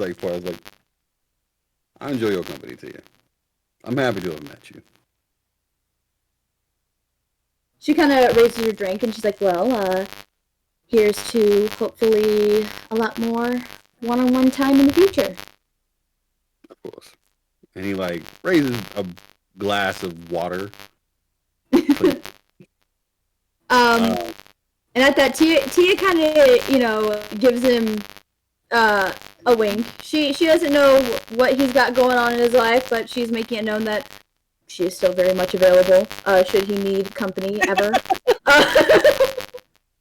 And then, after kicking back a sip, she's like, so, what's this, club that I hear Lydia spouting off about, with her ex-girlfriend all the time? Oh, the Succubus Club. Yeah, is it a music thing? So, my understanding has been, I've not gotten a chance to get up to the region it's from, but the Succubus Club is an entertainment venue for kin that is in Chicago. But I believe they may have started a traveling, sort of like not a intercontinental, but a continental sort of show, and maybe come by and have little moments where they can embrace other kindred from other regions and get them interested and whatnot. It's more like a marketing gimmick of sorts. That would be my guess. But they you'll meet a lot of different kindred at this sort of event. All meaning well, I'd argue, but they do get into some down and dirty things. Both in the enjoyment way and the debauchery kind of way, and the worse than that kind of scenario. So it's kind of like Blade vampire rules? Not quite. Maybe. So there's not going to be a nightclub where blood rains from the ceiling and they're all kind of... No. I mean, well... That's usually... back in 82. Ulysses has wandered back over, and he's like, that's more of a Sabbat kind of thing. Well, regardless, I'd like to hand in my resume to perform. What are your... Tia, here's the interesting thing. We've been around you for so long, I didn't know that you had particular... what your talents were. Well, I mean, in your defense, we were trying not to die for 5 days. I'm still recovering. Yeah, no, me too. Had a nightmare last night, not gonna lie. Well, let's see. I was in choir since I was 6 years old. I'm professionally trained in opera. Although my favorite kind of music is alternative, kind of punk. Let's see, what else? Man. I mean, I make a good Moscow Mule. I can get you far at this sort of place. Oh, I think a bartender position might be better for you. And, that one creep from Blood on the Dance Floor, I have a video of me kicking him repeatedly in the stomach. Neat. How about this? I think we have you as a bartender. That would be probably the safest option for you. Unless you are okay. Yeah, this is a lot more of a racier and more dangerous sort of venue than I think Laurent may have led on. You're listening once Lydia's there, she can explain it a lot better. So is it... I'm sorry, is this like a brothel? Is this like a traveling brothel? Do you start whoring vampires out? I mean, I'll ask you not to start saying the words, is this a brothel, loudly in the middle of a coffee shop, Tia, but a little bit. I mean, I'll shout it if you want. No, don't. We're you not to. Here's the situation. All right, it's a lot of things. It is primarily a strip club that is for entertainment purposes within that degree. However, you can do a couple things there. You could there are ways to purchase things that are illicit substances for vampires. You can get some good things and deals and whatnot. Consider it like it's a strip club. I can't really get much more simplistic. I mean, it's just Lydia, like you know what? imagine a strip club if Lydia you will be had able like to more explain of it it. better. I Like, mean, if if it's a strip club squared. if I mean, I still take pole dancing classes, so Hold on. Give me a second. Let me Ulysses turns bright red when he how do hears you that. think I got these abs of steel, huh? It was I not don't know, Pilates. sit-ups? No, Well, I'm ew. gonna dial up Lydia real quick. Call her up. Listen, my upper currently body on and the core phone. strength is not from like Pilates and sit-ups. It's from Oh doing my fun God. shit. Listen, it's a queer pole dancing group, all right? Eventually, I swear. Look, Tia, I try to be as open-minded as someone who was born in the 1800s can be, but you are someone who has called me Big Brother on multiple occasions, and this is not something I had ever hoped to associate a little sister with. I mean, you don't have to watch. I won't! Like, I don't see. It's dancing. It's working out. I'm not shaking ass for money. No, I'm in a private studio. Yeah,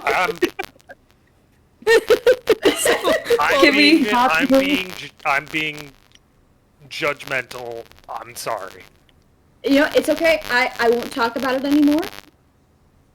You know, we can move on While to a that different conversation topic. is happening, I will say, Lydia, your phone rings as soon as you hang up with Edmund. We'll cover that conversation when we bounce to you. Okay. So, Lydia, Yo. what were you talking to when you? So you called Edmund after Laurent left, yes? Yes. Okay, so we'll do that phone call first. I'm gonna I need to catch my breath. I'm gonna BRB if that's okay.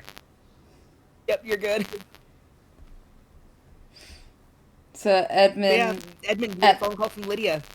at this time, Edmund would be heading towards the essentially the basement area where his kindred is, the kindred that, like, you know, barged into his home is. And he stops for a second when he hears the sound of, like, the phone buzzing. He looks around very confused before he realizes, oh, it's in my pocket. That thing. And takes out his phone, stares at it for a few seconds, and looks at like the green and the red button. Makes an educated guess and clicks the green button and puts it to his ear and goes, and he sees it's Lydia and he's just like, oh, Camarilla bastards. Before answering it, just like, see. Good morning, Mrs. Fisher. Well, good night, Mrs. Fisher. Hello. I apologize for calling you so suddenly, but I just have a couple of questions. I may have some answers, depending on the questions. I just got off the phone with Velvet, and she said that she sent a few of her people ahead of her. Mm-hmm. One of them is a Bada Hakim who is going in your direction. Do you know anything about that? You hear him kind of you almost hear like the phone cracking a little bit. He goes, I am unsure if it's the same one, but it could be the one who attacked me last night and is now in my basement. And if it is, remind me again, is Velvet Anarch or Camarilla? She's Camarilla. And if it is the Bana Hakim that is from her, for them to enter into my domain and attack, there will be repercussions. Oh, of course. I just have several things that I have to take care of, and I just wanted to know that. See, do you happen to know the name of the individual who is supposed to be here? Do I? She did not give you a name. Fucking hell, Velvet! She likes to keep you on your toes. I know she does, but goddamn! I do not, but I can send a message to Velvet to see. I will call her as soon as I can. And I will speak with her myself, because if she sent them here, then it is her who needs to hear the proper punishment of the fact that he entered my domain. Completely fair.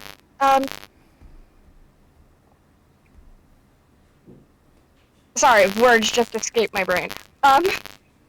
Is there anything else I can help you with, Miss Fisher? Not at the moment, but once you find out, just let me know. And if you speak, when you speak with, Velvet, just message me after. Edmund's looking at his phone like, I don't want a fucking message, as he goes, I will... Or call. He, like, thinks for a moment and goes, to let you know, your, Malkavian partner is currently here, investigating some other things. Alright, thank you. See? And he hangs up. And he is very fucking mad. Because if this happened, and it's a fucking Camarilla, he's gonna freaking lose his fucking shit.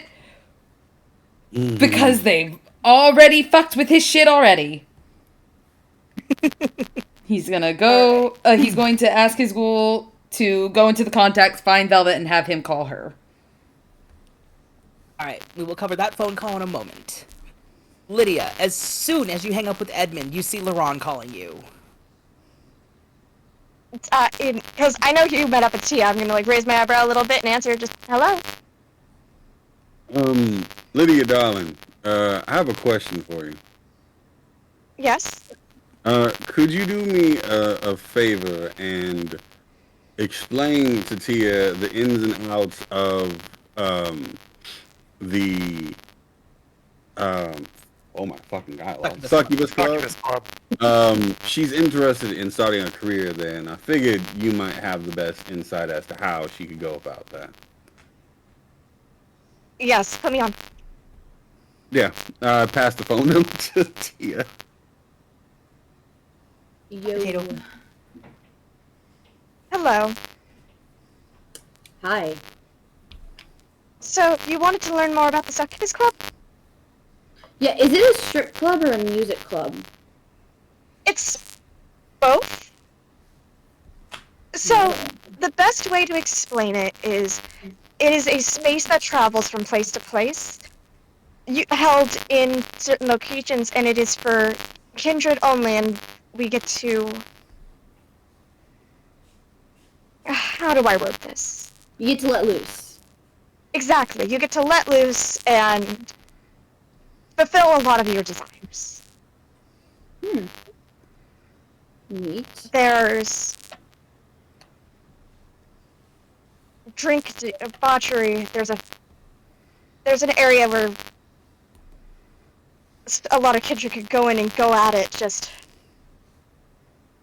Yep. you have to throw off. In a fight, right? Yeah. In a That's fight, also right? Fight pit. Yes, there's When she said that, I'm gonna be so honest. In Tia's brain, all she saw was that one Key and Peele sketch where it's like, yeah, I hit that sexually. And she's like, got it. Okay, makes sense. So how do I perform? Because I was like, oh, I can offer my musical talents, and then Laron was like, oh, actually strippers, and I was like, well, I take pole dancing classes. And then it just all around got a little weird, if I'm being honest. She's a newborn kindred. I just didn't think it was appropriate. Lydia is like smiling ear to ear right now. Is it the yes, she's somebody else's problem, or yes, all the chaos? Both, probably. She's making a mental note right now to introduce Tia to Velvet as soon as fucking possible. Like, officially. She's like, so I can, like, I have performance experience, both ways, both musically and dance-wise. I'll talk to a couple of people. Cool. Just like going to text Velvet literally as they speak. And send. Okay. And she hands the phone back to Laurent, and then she kind of leans over to Ulysses. And both as player and character, she has a really guilty look on her face, and she's like, "Look, I'm sorry if I made you uncomfortable. No, you're fine." Really? And then Ulysses reaches over and musses up her hair a little bit. Hey! Do you know how many bobby pins it took for me to like get my little horn things to horn correctly? I was wondering what was stabbing into my hand. Yeah, it's a bobby pin. And an actual, like, sharp hairpin my mom got me. Oh, that's pretty cool. Mm-hmm. Can you use it as a throwing knife? No, but I can use it to stab someone. I had to fight a lady with a hairpin once. Really? You have to teach me some moves. I have, like, some of my own, but I'd love to learn some, like, old ones. She had a hairpin, sorry. Oh, gotcha. But regardless, you'll have to teach me how you did it. I had a fork. Speaking of teach. Yeah, it was a weird day. Well, regardless, I'm glad I could spend some time with normal people. Relatively normal. Who the hell are you? You're not talking about us, are you? Well, I mean normal in the sense that, like, you guys don't treat me like a kid. Like, you know, don't get me wrong. I'm sure Miss Lydia is, you know, just being nice and trying her best. But every time she puts on that motherly act, I want to drive my fist through her face. Because, like, I have just hung up the phone, right? It's in my hand. I have it, and I definitely took it off. Hey, I 'cause I was gonna sure say, took it off otherwise, speaker. hang out. Yeah, Tia's saying this very much under her breath. She's like, I know she's trying her best. It's a personal thing. I'll get over it eventually. But like I said before, it's nice to talk to people who treat me like I have some autonomy and not like I'm a bumbling baby. I mean, I am a baby, but, like, you know. It's hard for some of us old-timers not to look at you and see a baby bird that's been pushed out of the nest too early. And that's a little unfair. Like, you are really in the deep end with all of this, but you've done a good job managing so far. I mean, you beat the shit out of a werewolf. I did. I haven't beaten the shit out of a werewolf. Really? The one time I had to fight a werewolf, I got tossed around like a rag doll and got a good view from a high tree branch when he tore through like 20 other guys, and then I shot him with a rocket launcher. So you're one-upping me for sure. Damn. Well, in return, I'm gonna teach you some 2024 slang. Do you know what skibbity means? We're the fucking god. I'll quit right fucking now. I'll leave the whole fucking campaign today. We have more important issues I think this is a to good point to discuss say to put us on BRB for a second, so people can go to the bathroom, get some food, anything they might need. Catch their breath. We're getting to that 2-hour mark. Be right back, everyone. All right. Oh my god.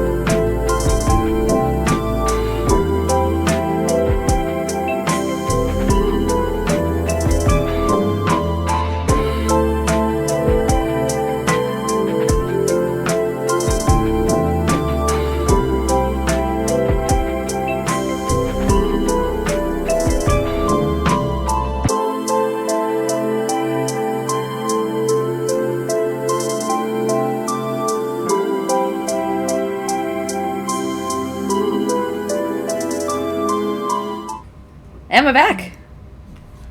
Hi guys, welcome back. Also, fuck you, Kai.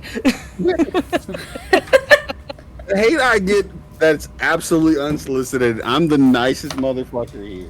I love Kai. The fuck you mean? He got the picture signed by Erica Lindbeck that I wanted signed. Hold on, I have 2 other signatures in that. That sounds like a personal problem. Just Uh, stutter That them, Kai. sounds. Well. That sounds Anyway. like an after session conversation. Yep. Back on track. So Do you remember Who what did we they were doing leave off last? Laurent just talked with Lydia on the phone to tell Tia about the Succubus Club, and then Tia told Ulysses she's going to teach him modern slang. okay. Um, Yep. I just want to make sure I was remembering on the right page. Real quick, we're gonna bounce back to Zelia and her poor changeling buddy. You there, Zelia? Uh-huh. So you've successfully made him into a ghoul. He is very not happy about it. He's being very vocal about it, but he is now your ghoul.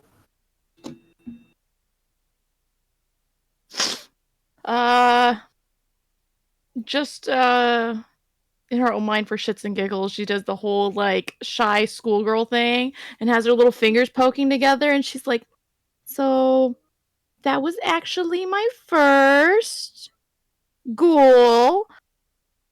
You're my first. Okay, that sounds really weird when you say it that way. I know, doesn't it? It sounds so terrible. But really though, you're actually my very first ghoul. You're just that interesting enough. Like, you realize I'm only like, I'm not human, right? You like, Yeah, makes you perfect. I mean, like, are you gonna be one of those weirdos that keeps me on a leash in a dog kennel or something, or like? No. Unless you're into that, No. totally cool. Okay, then no. Definitely not happening.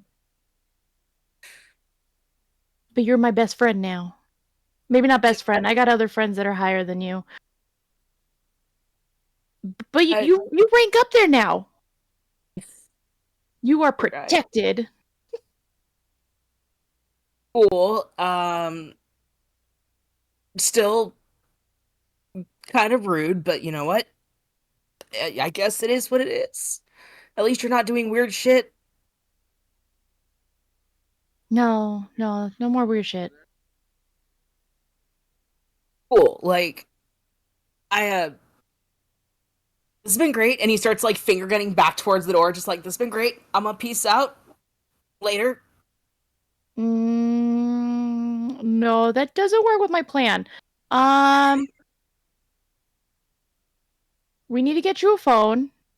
My phone number needs to be in your phone. I need to be able to reach you just in case I need help.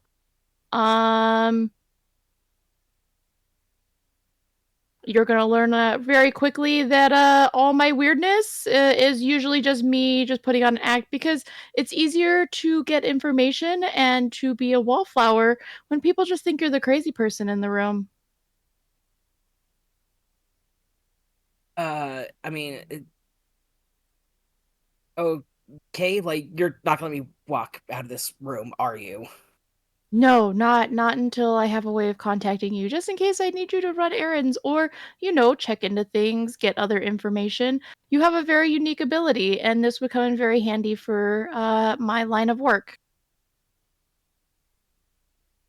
And he looks like he wants to, like, defy you in some way, but like, his brain looks like it short circuits, and he's just like, fine, I will stay here. Good boy! I don't have treats to give you. Fucking God. He sits on the bed just like, God, this is not how I want my fucking day to go. It could be worse. You could be dead. I'm still weighing my options. I could have turned you into a Slim Jim. He looks like he contemplates it for a split second. You know what? No, don't want to know. Just fine. I I'll could have. wait. Okay, good. Because if not, I also could have, told Ed that he could have had fun and just cut you open while you're still alive to learn about your organs and everything else inside. So, I would also like to know some of that. But that is neither here nor there. I said you were protected. So, yep. I appreciate he doesn't actually do stuff like that, right? Like cut people open while they're alive. I don't think so. But that You is yet you to don't be sound too known. sure I of don't know that yourself. enough. Oh, okay, yep, no, just we're gonna pretend that he does, and I'm just gonna wait here and, not get turned into a human dissected frog. Good. Smart. I like that. You're smart. Good. I picked right. He almost looks offended at this. Okay, I'm gonna go off to see what he's doing. Have fun! Alright, so as you leave, he keeps his word and he just sits on the bed. He looks like he is contemplating every decision he has made in his life to get to this point and where everything went wrong. Love that for him. So he's just gonna skip down the hallway. Fair enough. Edmund's calling Velvet, this bitch. Alright, yeah, so you call Velvet and she answers on the second ring. You've reached Velvet Velour. Hello, Miss Velvet. It is me, Edmund Mortain, of Mortain Mortuary. Ah, yes, the Hecata friend. I'm so glad you got a hold of me. See, Miss Fisher contacted me to let me know that you had a Bru Hakim coming to visit. Yes, I had a Banu Hakim friend of mine coming to deliver some very important files for you. Male or female? She pauses. Male. Name? Ahmed, I believe was his name. I will have to see who it is in my basement at the moment what they go by.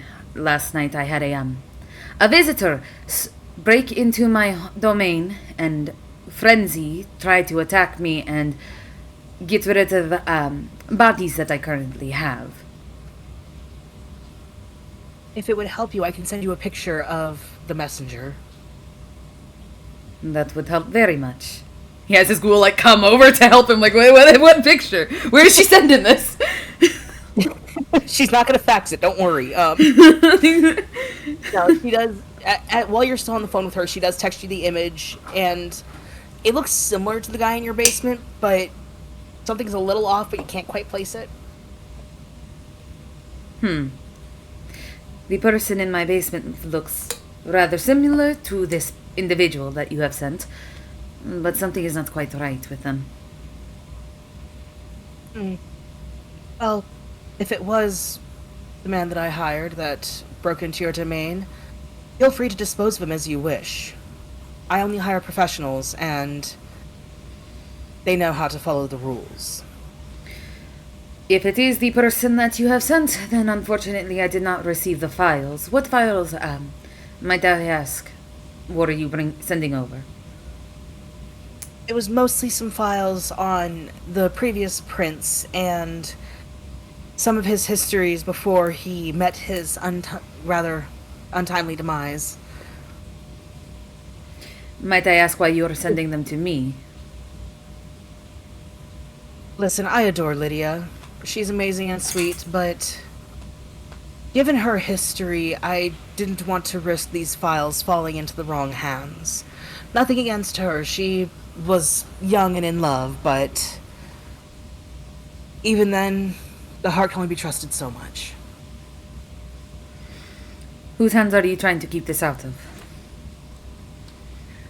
I'm not entirely sure, but I have a feeling it has to do with the situation that created the LeBeau child. I see. Well, then I thank you for the information given. And like I said, if it was my man who decided to go rogue and assault you in your own home, his unlife is yours to do with as you wish. I will definitely take that into consideration. I have only the highest respect and regard for the Hikata, so if this was a slight, then his life will be the payment for it. I do have a question for you. I potentially have an answer. The other Hakata female who left with you, Octavia Cormel, Yes, is she doing all right? she's doing fantastically. She's thriving. I'm glad to hear. She was offered an internship at a rather prestigious photography company. If that is her passion, then I hope that she is where she needs to be. I am quite curious, though. You showed up with Nines Rodriguez, see?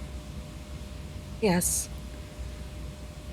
Tell me, what is a high-ranking member of the Camarilla doing with a Baron of the Anarchs? There's a long pause on the other end of the line. From the history I quite remember, the Anarchs and the Camarilla don't quite see eye to eye.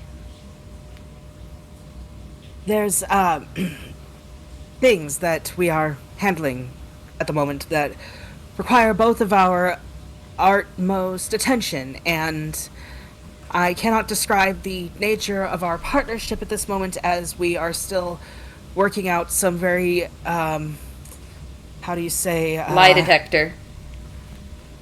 Can you do that over the phone? It doesn't say I can't. All it says is you know when you're being lied to. To roll intelligence, aspects, plus composure subterfuge. So I roll that, and I'm guessing you roll it as well. Or I guess you would be rolling deception. Yeah, it's basically the reverse of what you're rolling. So intelligence, composure, and subterfuge. 1, 2, 3. 11 dice that I get to roll, and 5 successes. One's a crit. Yes. 4 in intelligence, 3 in composure, 3 in subterfuge. 1 crit, 5 successes. So, yeah. 6 successes? Yeah, 1, 2, 3, 4, 5, 6. Yeah, 6 successes. You got 5, so you technically beat her by 1. So yeah, it's pretty easy to tell that she is very, very much lying about her relationship with Nines. It is a business relationship, see? Yes, absolutely, business. As you can tell, there's quite a lot that is being shaken up in the world of the masquerade and everything, and we have to be sure that Miss Laveau, everything is... I will say this. He kind of gives like a smirk to the phone. He goes, business doesn't always mix well with pleasure, but while you are having your pleasure, enjoy it. Have a good night. And he hangs up. Oh my god! Be a He's fly not- on the wall. No. Now, the only thought on him is... Like, Zelia comes walking up behind him, and she just sees him kind of, like, tossing the phone in the air just a little and catching it. Tossing it in the air, catching it, as he just says, huh. I wonder if he is turning more to the Camarilla, or she's turning more to the Anarchs. Bit of And then column he- A, bit of column B. Hello, Miss Zelia. And he turns around. He heard you coming. Acute hearing. He can hear it all. He hears everything. Oh yeah, He yeah, knows she your wasn't trying to be footsteps. sneaky either. She was totally skipping the entire way down to this fucking room. Or the whatever, the morgue area. Tests are being run on the changeling blood. Would you like to accompany me to another curious individual? Ooh, yes. Also, what was that bit about people changing sides? It is come to my attention that Nines Rodriguez and Miss Velvet Lavore are courting without the court. Oh. And he starts walking. That's adorable. She pulls out her phone. She's sending a text. You don't give a shit. Congratulations. Oh, the drama. And I'm gonna go to that little shit that's in my basement. What did you say the Please tell name me was she's sending again? it to Lydia. Oh no, she's sending a text over to Nines and to Velvet, and she says congratulations. What did you say the name was? Ahmed. Ahmed. Alright. Ahmed. Ahmed. Ahmed? Mm-hmm. Alright. Yes, Tia. You got your sluttiness from your sire. Yeah, we're gonna go find that little bitch. His arms and legs have been surgically removed. They can be placed back on, but he needs to make sure 100% that he's not about to get fucking fucked up in this place. He's not about that life. And it's not hacked off, it's professional. He only hires professionals. Yeah, so it can be reattached and he'll be fine. Yeah, he's a kindred, it'll be fine. Alright, so outside of the door leading to where you guys have him held, one of your goals is standing there with a little velvet bag that looks like it has something heavy in it in his hand, and he's just like, hey boss, sorry to bother you, but we were going through this guy's stuff after we were cleaning up after taking care of the limb situation, and this fell out of his pocket. It really heavy for something really small. And he takes it in the bag and looks inside. It doesn't take a rocket scientist for you to realize this is part of the missing sarcophagus. He closes it, nods. Was there any files with him? Yeah, and he pulls a manila envelope out from like a little shelf that he has next to him, hands it over. He had these on him too. It said it's addressed to the mortuary, so I'm guessing it's for you, boss. He takes it. ID on him? No ID, but he did have a business card. He pulls out a little business card that has Velvet's insignia on it. He takes it and walks in there. Looks at the man. Made sure he was well fed. Ahmed is currently strapped medically to the bed so that he can't roll over, hurt himself, try to squirm away, stuff like that. Yeah. And whereas he looked almost rabid and crazed when he came in, he looks surprisingly serene and almost identical to the picture now that was sent to you. Are you feeling better? What? Where am I? You are in the basement of the mortuary of Mortain. But I was not supposed to arrive at the mortuary for another 2 days, I thought. Last I looked, I was still in... Where was I? I believe I was in New Mexico. Well, you entered into my home and attacked me. I then subdued you and had your arms and legs removed. They will be placed back on an appropriate time. Attacked you? No, I'm a pacifist. Tell me about last night. And he's going to activate the lie detector again. This little shit. Does that work on vampires? Yeah. Huh. He used it on all of you the moment y'all met. Because he didn't trust anybody. Disciplines can work on vampires. It's just a little more difficult. Oh, I thought you meant a literal lie detector. Like you No. had one of those machines hooked up. So Edmund has an ability called lie detector, meaning he can tell when anyone's lying to him. They just have to roll for it. He just has a better grasp on if you're lying to him. So he pauses a minute and kind of tries to think back, and I got off of the train and In Albuquerque, I was supposed to meet with a halfway house so I could travel the rest of the way in safety, and I met up with my contact, and then it just kind of goes blank after that. And as he's speaking, he is telling the truth. I see. Who was this contact you spoke with? I was delivering from Velvet, my initial contact, and she set me up with, one of her halfway house guys out in Albuquerque. What was his name? It was something weird. Gregorio, I think was his name. Gregorio. Yeah, he basically has like a motel for vampires where we can go and hide from the sun during the day and continue our travels through the night. He nods as he's writing it down. All right. And you were not in control at the time.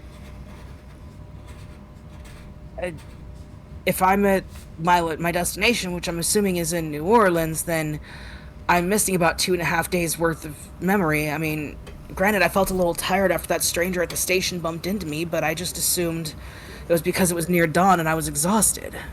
I will be taking some of your Vitae for samples. And he takes out his medical kit and starts getting to work. He's like, I will be testing for any form of drugs within your system. I live a clean life. I do not take drugs. I do not drink from people who have taken drugs. It sounds like to me that someone drugged you. Possibly, but I don't know. It's really hard to remember everything. Understandable. Edmund looks over at Zelia and goes, You're from the Camarilla. Is there anything you would like to speak with him on this matter?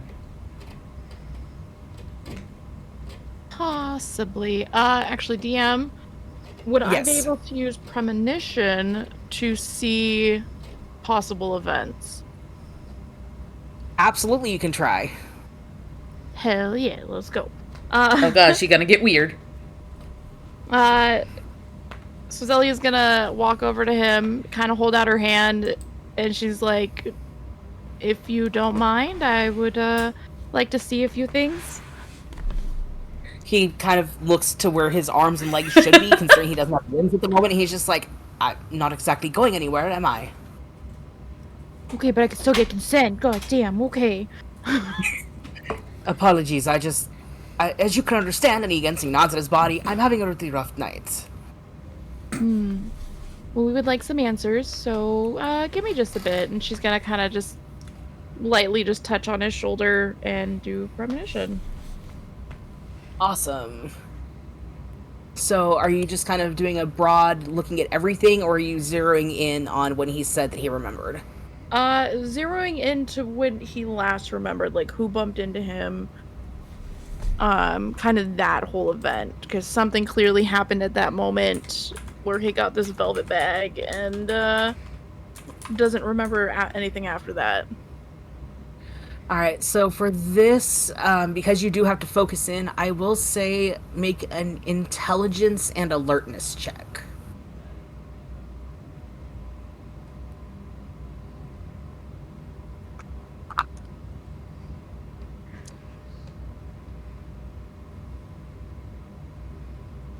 You mean awareness?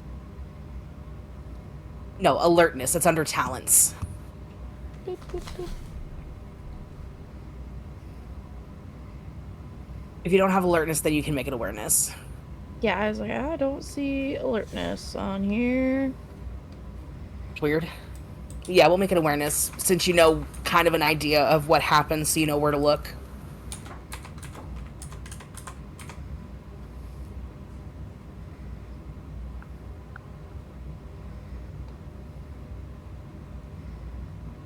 Cool. Why did it look like that? It says 6 successes. Oh yeah, no, it takes you no time to clear through the kind of weird dense brain fog going on, and it's almost like you're standing on a movie, almost. like there's a cell from a movie and you're kind of standing in the middle of it. You do see him getting off the train like he said he did. And he seems to know exactly where to go. And as he's walking, you notice a very long black trench coat covering somebody's body. And they have like a hoodie underneath it so they can have the hood put over their head. And he kind of shoulder checks Ahmed. A little bit hard, like he stumbles after he recovers himself. And just keeps walking, leaving Ahmed looking pissed off.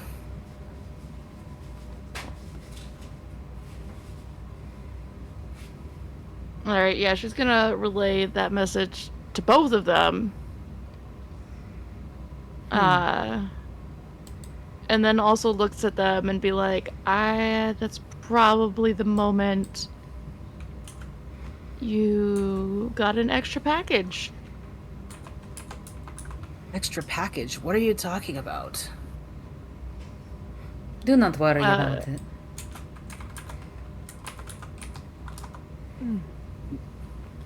Was I under the influence of some sorcery?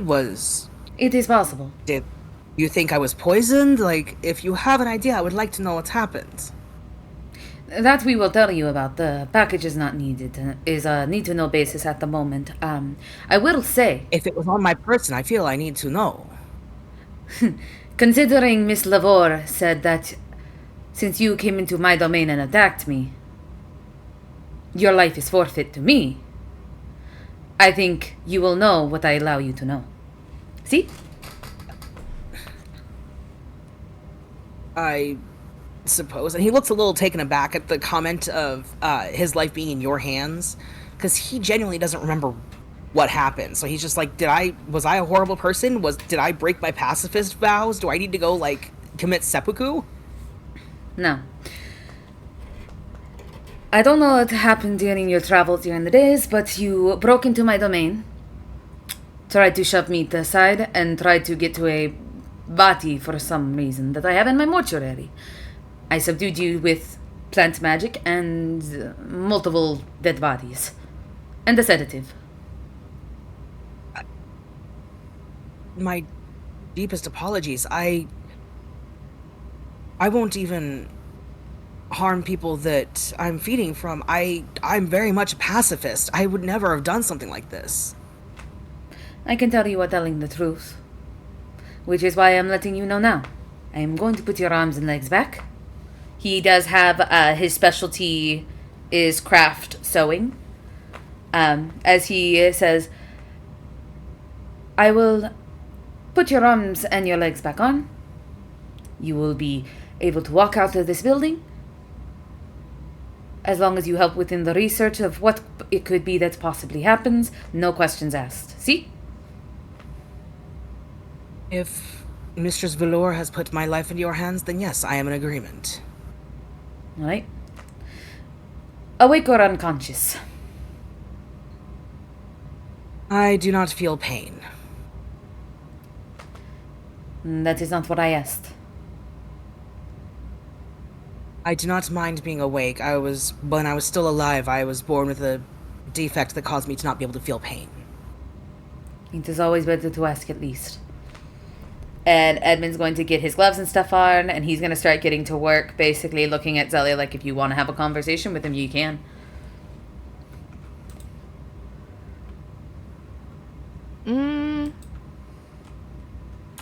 No. She's gonna kind of go just sit off to the side and just kind of watch. Watching me stitch the arms and legs back onto a person. Mm-hmm. It's like watching Build-A-Bear. Time to build a kindred.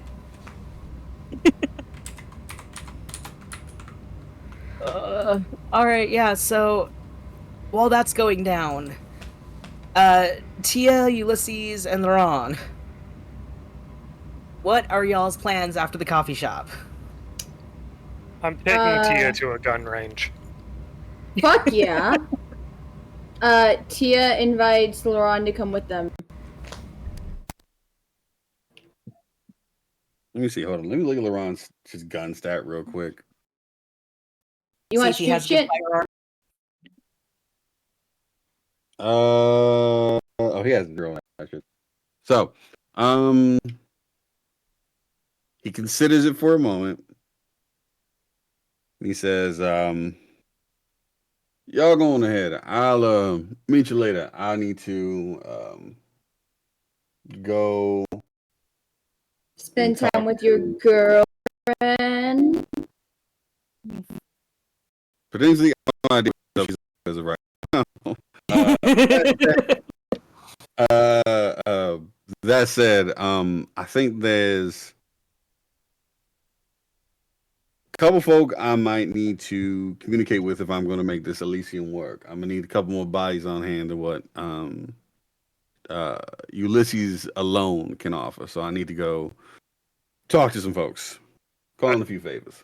I can't be the only one pulling your ass out of the fire all the time. I'll Of do course, it. not for this particular. This is a whole different scenario. See, there's no need for you to have to pull me out the fire. I intend to be. I was nice to Nines. Oh, we got some character growth in here. Okay. Of course. Look, this is. I've thought a lot about what we talked about, Ulysses. Ever since everything kind of happened last week.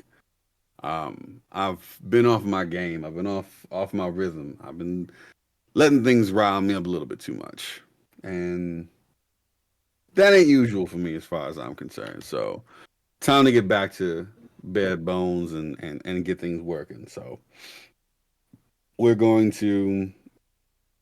I've got some connections to some people I need to just reach out to and make sure everything's in order. Our Elysium that we build is going to be a place of peace.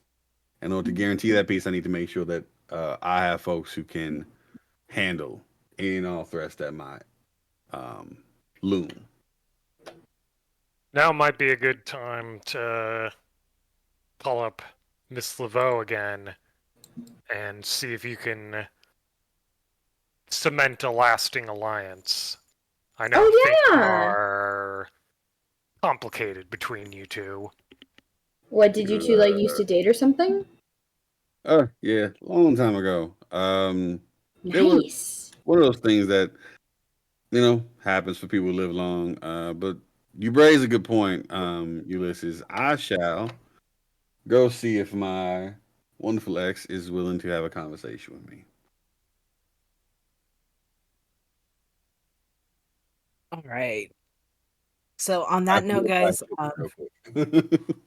Huh? I have to go buy a chicken. Fair enough. On that note, guys, we're gonna go ahead and call it here because some of us do have to get up early tomorrow.